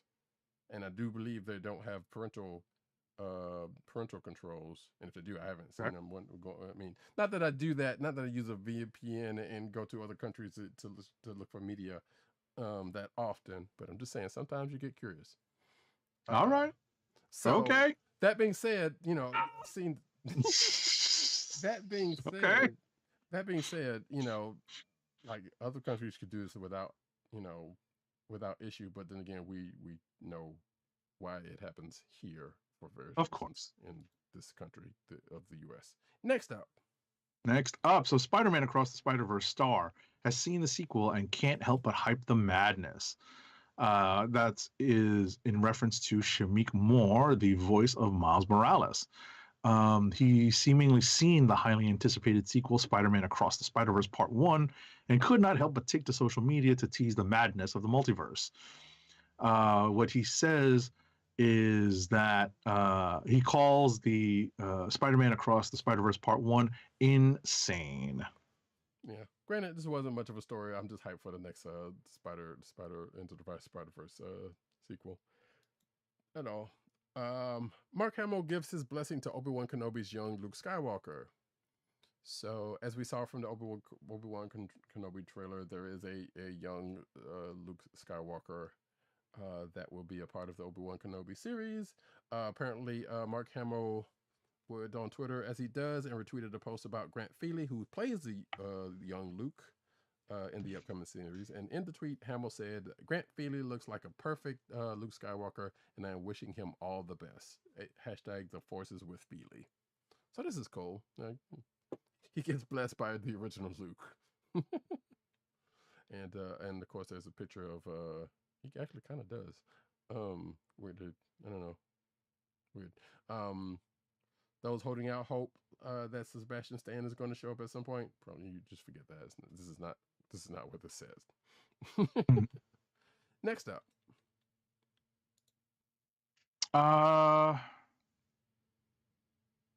The Boys Not Safe for Work Season 3 teaser shows Jensen Ackles' Soldier Boy in action. So after a long wait, the first official teaser trailer for Season 3 of Prime Video's The Boys. Oh, so they call it Prime Video as opposed to Amazon Prime. Okay. Right. Well, yeah, Prime Video's Prime is the overall service. I'm sorry? Because Amazon Prime is the overall service for Prime, and then this is the right. under that. No, I get that. No, I understand. That I get, but it's interesting to see it called Prime Video as opposed to Amazon Prime Video. Oh yeah, no, they've been doing that for a while.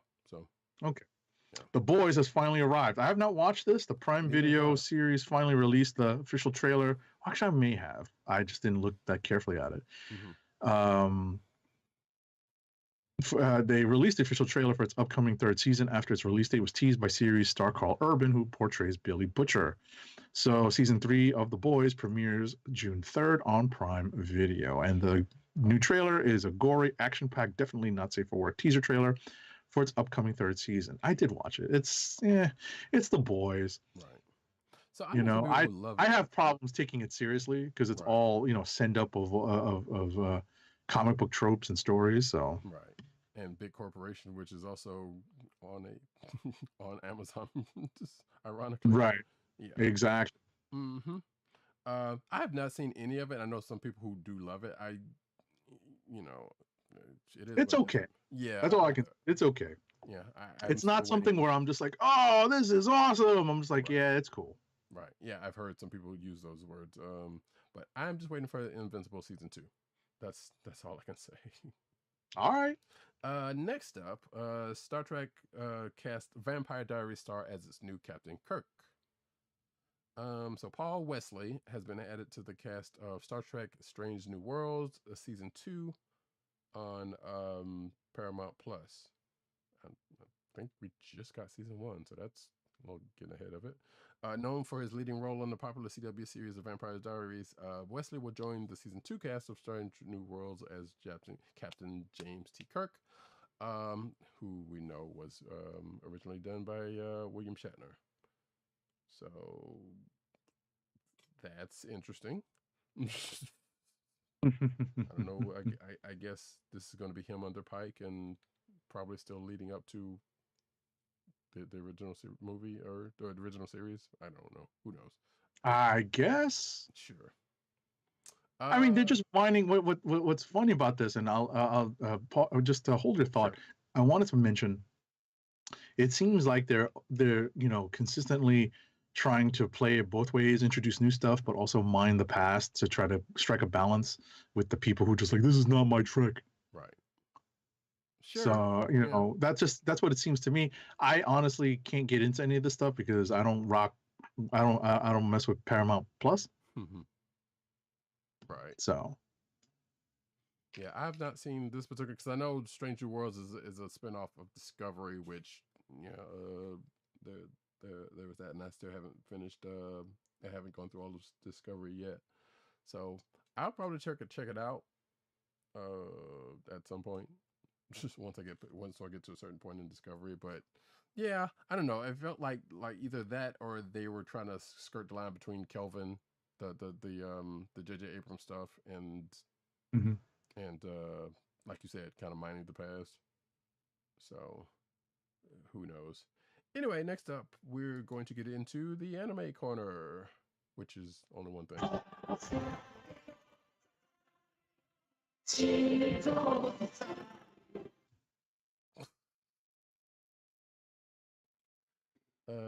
Go for it. Take this one.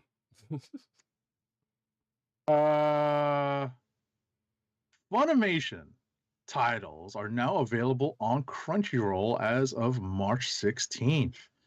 So, following the announcement that Funimation will unify under the Crunchyroll brand, they are happy to announce the following list of shows are now available on Crunchyroll for all subscribers. So, Roddykat should have this up on the screen here. It is an extensive list of subs and dubs of Funimation titles that are now available on Crunchyroll. And of note, what we did not know before was that Dragon Ball is on this list. So Dragon Ball and Dragon Ball Z are on this list. Super was already on Crunchyroll, but now we can confirm that Dragon Ball sub and dub the original is on Crunchyroll. Interestingly, Dragon Ball Z is only available in the dub.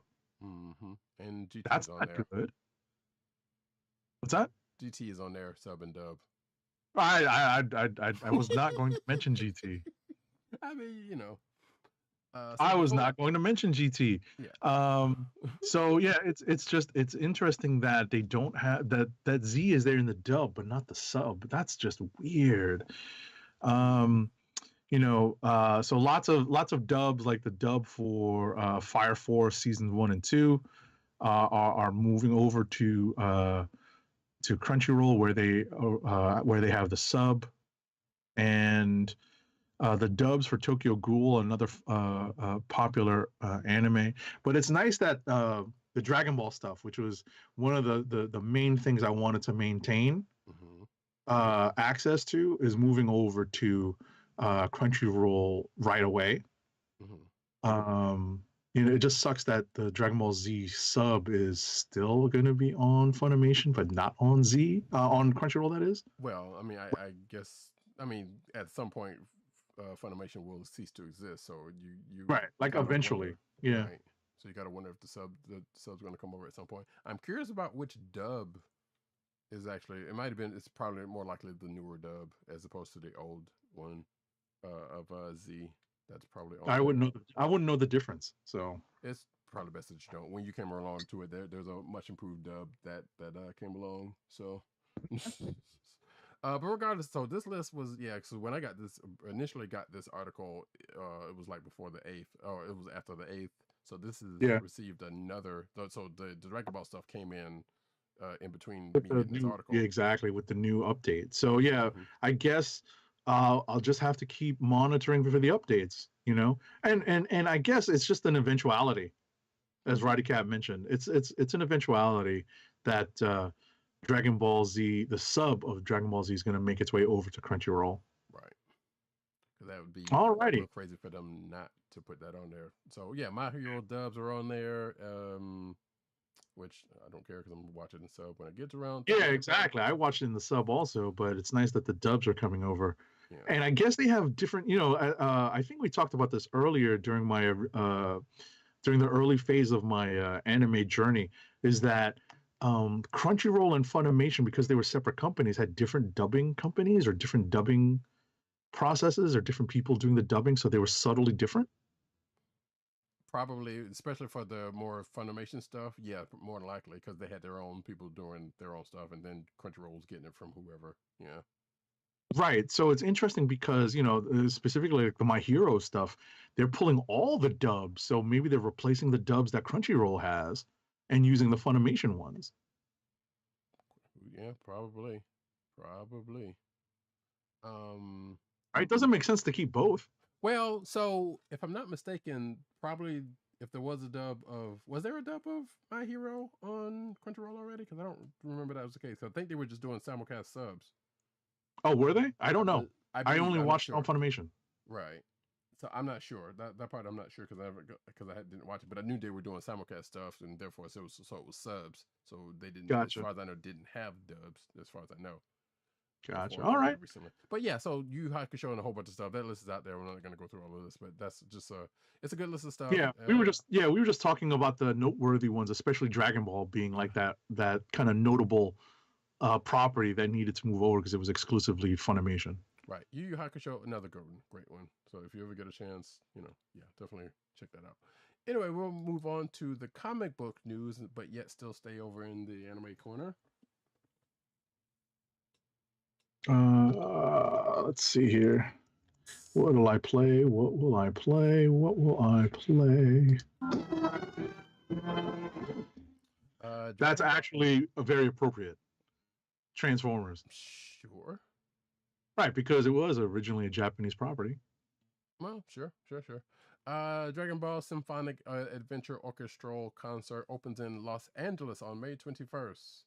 So, Toei Animation and Overlook Events announced on Tuesday that the Dragon Ball the Symphonic Adventure Live Orchestral Concert Series, say that 5 times fast, will open at the Microsoft Theater in Los Angeles on May 21st. Tickets for the show went on sale last, I guess, Friday.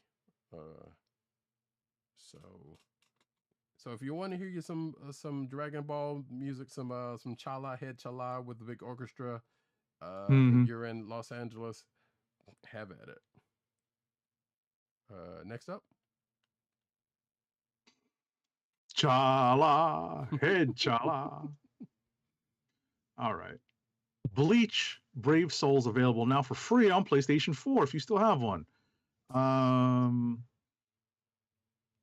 The PlayStation 4 free-to-play version of the action title Bleach Brave Souls is available now on the PlayStation Store. The title, which originally launched in 2015 as an iOS and Android game, before releasing on PC in 2020, is one of the most popular Bleach video games to ever release, garnering over 60 million downloads since its launch.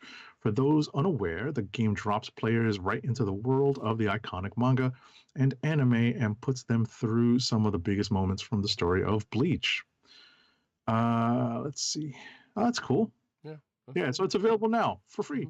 Yeah, it's been out on PC for a good minute, but I don't think free 99, folks. Yep.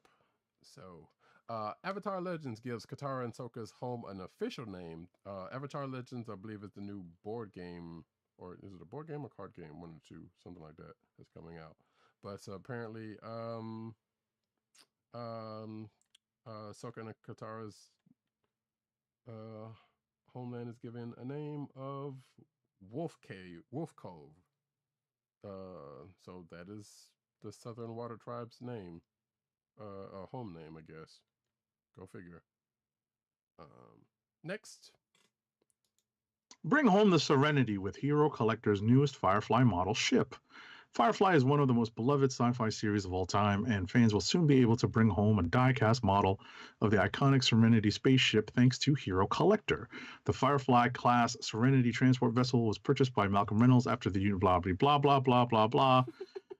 This XL die-cast model is over 26 centimeters long and comes complete with a detachable display stand, and that will make it the perfect addition to any collection. The piece will be available for $79.99 and will arrive in June of 2022, not far from now. Indeed. Marvel introduces a new military-themed Sorcerer Supreme. In an announcement for the upcoming AXE, that's Avengers X-Men Eternal Judgment Day crossover event, written by Kieran Gillian and artist Valerio Schiti, Marvel indicated 3 upcoming comics as being of prime importance in the build-up towards the next event. While X-Men and Eternals' roles in the conflict will be explained in their own respective titles, Earth's mightiest heroes are set to undergo a startling makeover in the pages of Avengers 57, written by Jason Aaron and artist Javier Garrón. Apart from Avengers mainstays Tony Stark and Carol Danvers, a slew of time-displaced heroes can be seen on the issue's main cover by Garrón, including the Sorcerer Supreme of World War II, which I believe we've seen these a couple of splash pages of some of these folks in the pages of Avengers previously. So, and then the article just goes into this Sorcerer Supreme. Mm-hmm. So, yeah. Next. Marvel reintroduces Jane Foster's Mighty Thor ahead of Thor, Love, and Thunder. So, announced via the Mary Sue, the creative team on Jane Foster and the Mighty Thor comic book is going to be a 5-issue miniseries released in June, which is a month before Thor, Love, and Thunder arrives in theaters on July 8th. It's going to be written by Torunn Grønbekk and artist Michael Dowling. Grønbekk has penned many of Jane Foster's adventures as Valkyrie across Valkyrie Jane Foster, King in Black, Return of the Valkyries, and the Mighty Valkyries. So the cover of this by Ryan Stegman features Jane and Thor side by side once again, with Jane wielding a cracked Mjolnir and Thor equipped with his father's lightning blade, the Odin Sword. The reason Thor is using the Odin Sword is because the current arc of his solo title, God of Hammer, sees Mjolnir become sentient when it's possessed by the Mangog. Remember what I said when I was talking about the most recent issue of Thor? Mm-hmm. That they're making it match the movie? Right. Totally right. Also, lightsaber jokes. I'm just going to leave it right there. And you know what's funny? Before we move on, it's a shame because Jane as Valkyrie has been doing good work as they've been doing decent work with her character. I liked her as Valkyrie, so I understand why they're bringing back the Jane as Thor character, but I hope they bring her, they restore her to being, whatchamacallit, a Valkyrie in the comics. So looking at this cover, I'm kind of curious about something. We know she has her all weapon, whatever, I can't remember what it's called. I'm wondering if that's what's holding Mjolnir together. No, it's not. Okay, no. Never mind. I'm not reading Thor, so I don't know. But Right. I don't want to spoil it. That's why I'm just like, no. okay, fair enough. Just in case you want to read this, I don't want to spoil it. Sure. But yeah, like we said, they tend to they like to bridge the movies and the comics in ways that sometimes are not cool, not great, not necessary, I guess, more specifically. But here we are. So yeah, and like you, I hope it is a temporary situation because what they've been doing with her with her with the Jane Foster's with the Valkyrie character, yeah, right. With the like something new, right? Even though we've had Valkyries before, this is a very different Valkyrie, right? But shout out to Tarun Groenbeck, because we have enough faith in her to know that it's probably going to be all right, whatever this is going to be. So cool. But next up, Alligator Loki gets his own comic book after MCU introduction. In fact, that has already started because I've seen it on the app. So for those who know Alligator Loki from the Loki series, may or may not be a Loki. May just be an alligator with a Loki hat. Who knows at this point? It says here that Asgard's favorite reptile has made his Infinity Comics debut in the first of a new 12-issue Alligator Loki series, which, like I said, is available exclusively on the Marvel Unlimited app. The comic is written by Alyssa Wong, and I'm not surprised by that. With art by Robert Quinn, and that's not shade to Alyssa Wong because I do like her stuff, but this sounds like something she would do. She would want to write. With art by Robert Quinn and colors by Pete Pantazis. My apologies for mess up his name. Again, first issue's out there now. The new chapter is releasing every other Friday on the app. More Greek names. I think that's pronounced Pantazis. Pantazis. Okay, yeah, I'm not sure. Yeah. Well, they mined every place else. Why not Greece? So yeah, and this article kind of goes into the story that Alligator Loki is going into, which I will not read. You can do that for yourself in the show notes. Next up, Gail Simone brings Jessica Jones into her own multiverse with The Variants. Jessica Jones will come face to face with several versions of herself in this new series by Gail Simone and Phil Noto, arriving in June. Jessica Jones meet Jessica Jones. As announced on comicbook.com, the fan favorite private investigator will find herself on a multiversal adventure in The Variants. Her too, huh?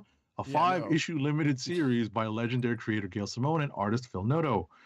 After taking on what seems to be a routine case, she will come face to face with several versions of herself, which will lead her to question everything she thought she knew about her life and her choices.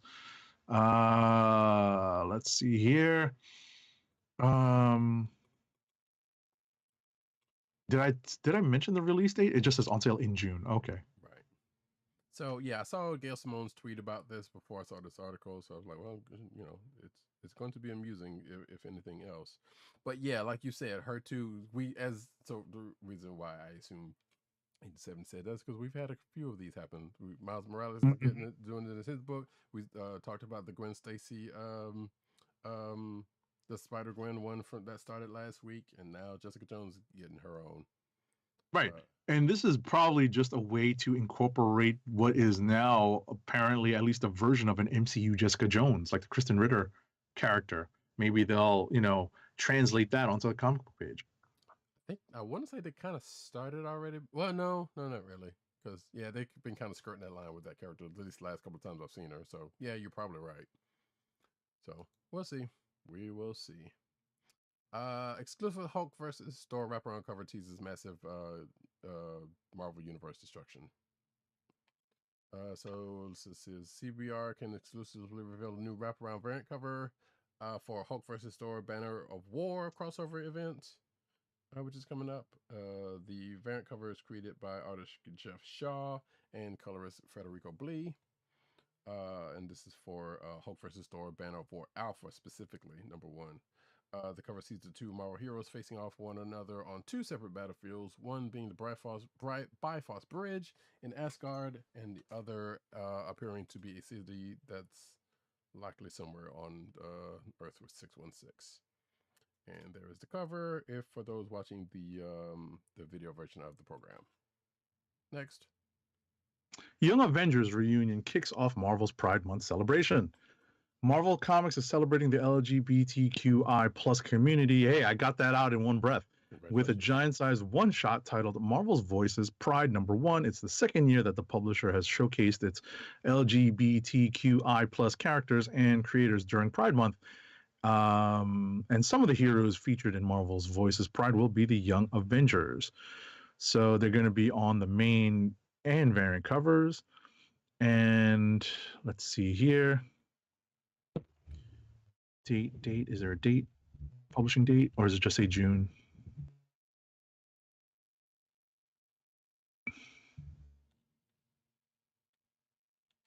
I do not see it. It doesn't give a publishing date, does it? Not that I'm seeing, no. Okay, yeah, I'm scrolling through. I didn't see it. Okay. Yeah.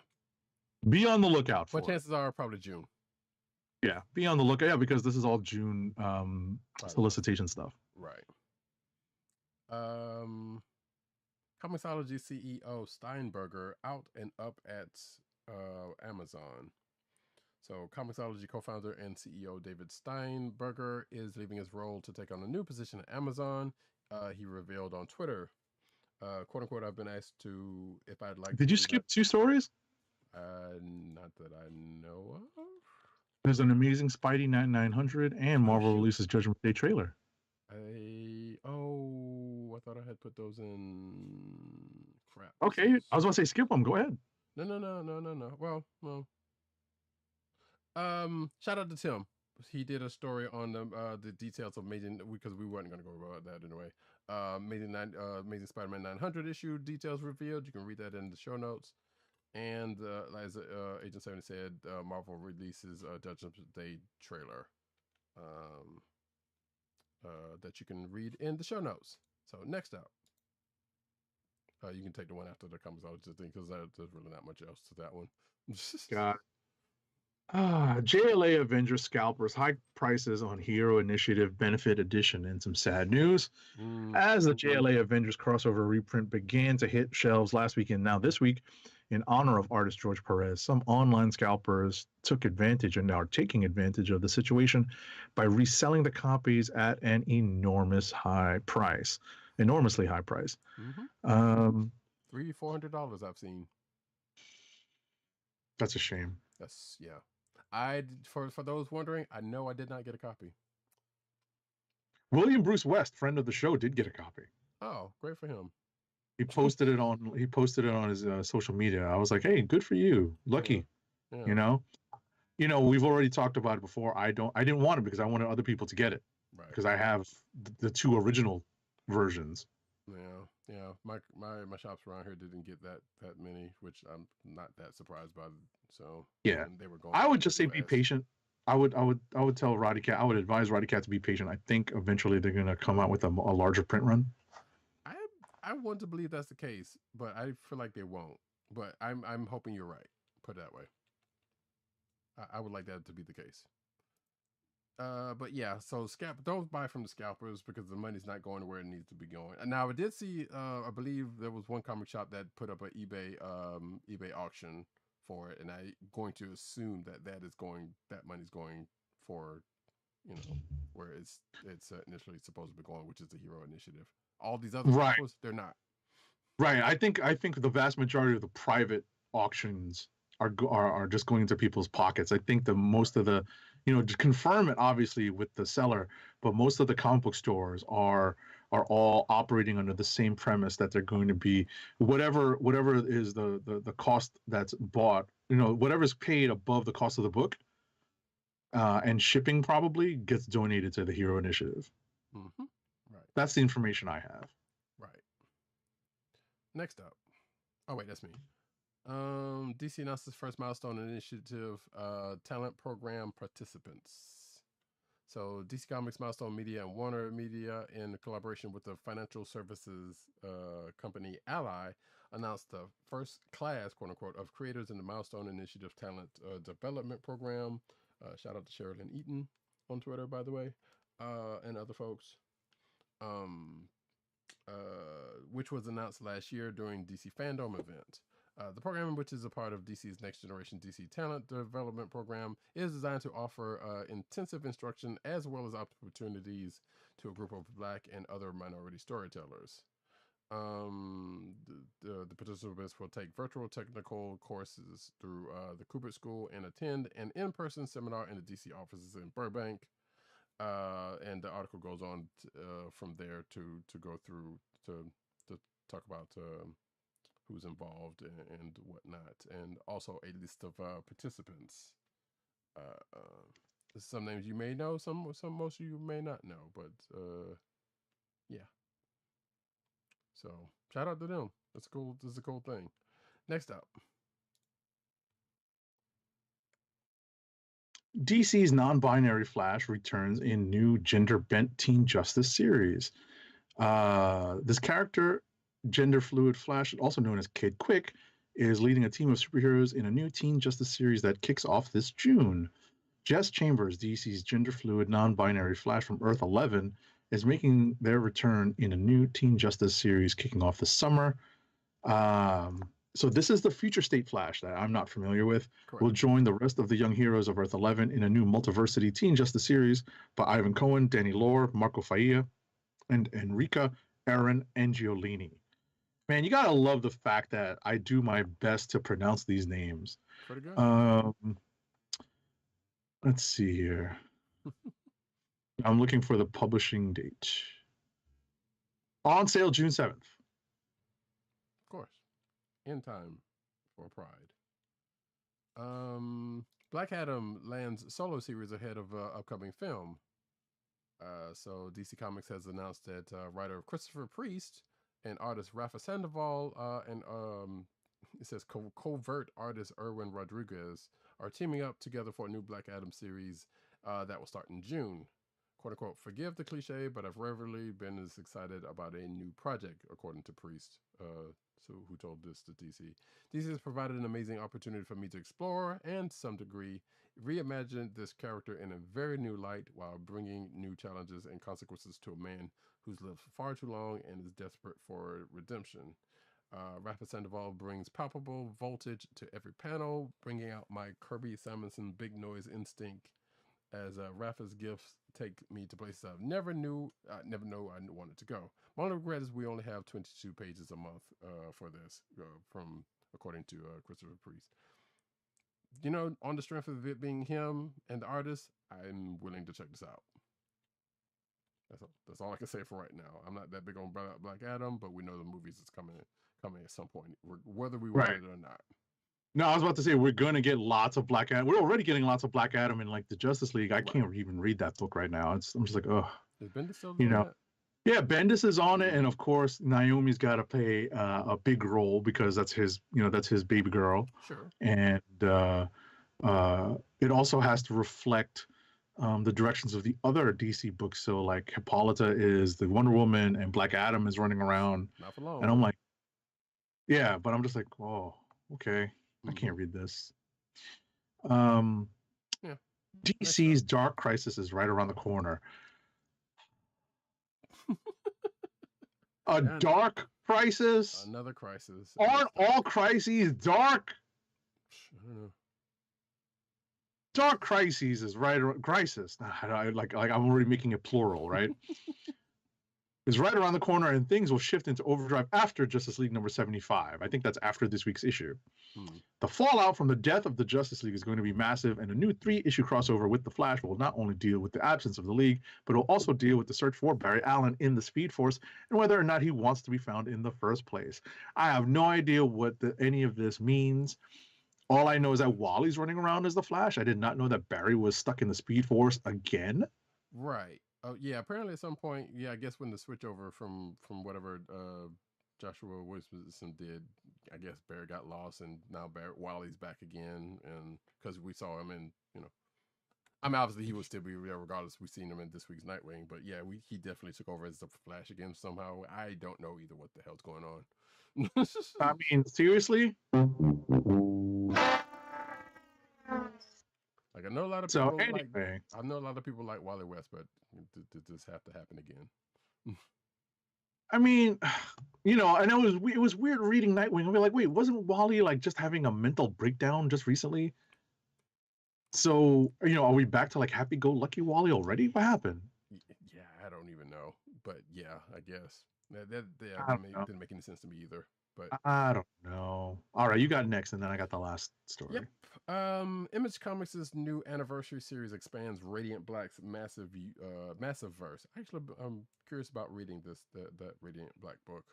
I think Tim said he started, but anyway, Image Comics is celebrating 30 years with Image. And yes, the exclamation point is there. An anthology series that features a brand new entry in Radiant Black's ever-expanding massive verse. CBR exclusively revealed a preview of Shift, written by Kyle Higgins and illustrated by Danielle DeNucleo and Walter Bayamonte. And it goes into the story of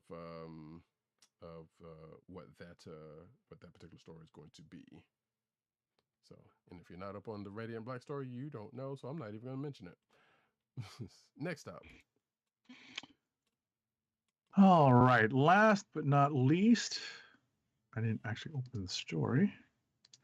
So the Schitt's Creek star announces debut graphic novel, Basic Witch. So this is from Emily Hampshire, and she's releasing her first graphic novel titled Amelia Ironwood, Basic Witch, with Z2 Comics this August. So Schitt's Creek star Emily Hampshire has partnered with Z2 Comics and co-writer Elliot Rahal, former guest of the show, to create a new graphic novel called Amelia Ironwood, Basic Witch. Hampshire, who played the character of Stevie on all 6 seasons of Schitt's Creek, is debuting her first graphic novel alongside Z2 Comics Rahal artists Kristen Goodsnook from Hench Girl, you'll know her from Hench Girl, and Making Friends, and Amos Liu, Adventures of Bee, and cover artist Caitlin Rose, Boyle, and Liu. She's channeling my inner Loki witch into Amelia Ironwood, and it's been a pure joy, Hampshire told Z2 Comics. Creating a book like this was a dream I didn't know I had. The talent of the people I'm working with transcended my expectations. Okay, let's see on release date. Scrolling. Yeah, no release date. Yeah, so at some point. So cool. Be on the lookout for it. That's all we can tell you. It's this August. Oh yeah, that's all we can. Right, because that was the top. And that's it for the news section. We got one last ad read. Our last ad read of the night is for Amazon. Keep our podcast free by shopping at Amazon. Visit cspn.us and click the Keep Our Podcast Free link at the top of the page. From there, scroll down and click on the Amazon link to shop. Purchase items from Amazon as you normally would, whether it's books, music, electronics, jewelry, apparel, or Marvel Legends. For every purchase made on Amazon through our link, Amazon sends the CSPN a payment that helps us keep the Comic Book Chronicles podcast free for our listeners at no extra cost to you. Amazon.com through cspn.us. Do it today. And that's it for this week's show. Thanks for each and every one of you for coming out. We will be back next week per usual. I have been Roddykat. You can find me at Roddykat on Twitter. You can find me at News Nerds Need on Twitter. You can find me at TBCaps on Instagram. Agent_70 on Twitter and Instagram. PC_Dirt on Twitter. PopCultureNet on Twitter. PopCultureNetwork.com and all those umbrella sites therein. Tim, DOGG98 on Twitter, the Osiris ish. Also, you can find him on The Click Nation on Twitter. You can also find him on the CB Chron on Twitter, which is a Comic Book Chronicles Twitter account. You can also find him over at comicbook.com, where he's over there writing his face off. You could find us recording every Thursday. You can find us on the Coastal Podcast Network, that's cspn.us. Do it today. Which I don't remember if I said that earlier. You can also find us on your podcast plays of choice, whether it be Google Play, Apple iTunes, aka Apple Podcasts, Spotify, or the Coastal Podcast Network's SoundCloud page. You could also find us recording every Thursday night, 9:30-ish p.m. on YouTube channel of The Click Nation. That's youtube.com/TheClickNation and twitch.tv/Comic Book Chronicles. yeah, we'll be back next week. We got Moon Knight coming up the week after that, and more shenanigans, Star Trek, Picard, all that kind of goodness. So with that, this has been the the Comic Book Chronicles. Peace. Peace. One. My time is up. Peace out to Brooklyn. Good evening, Red. Would you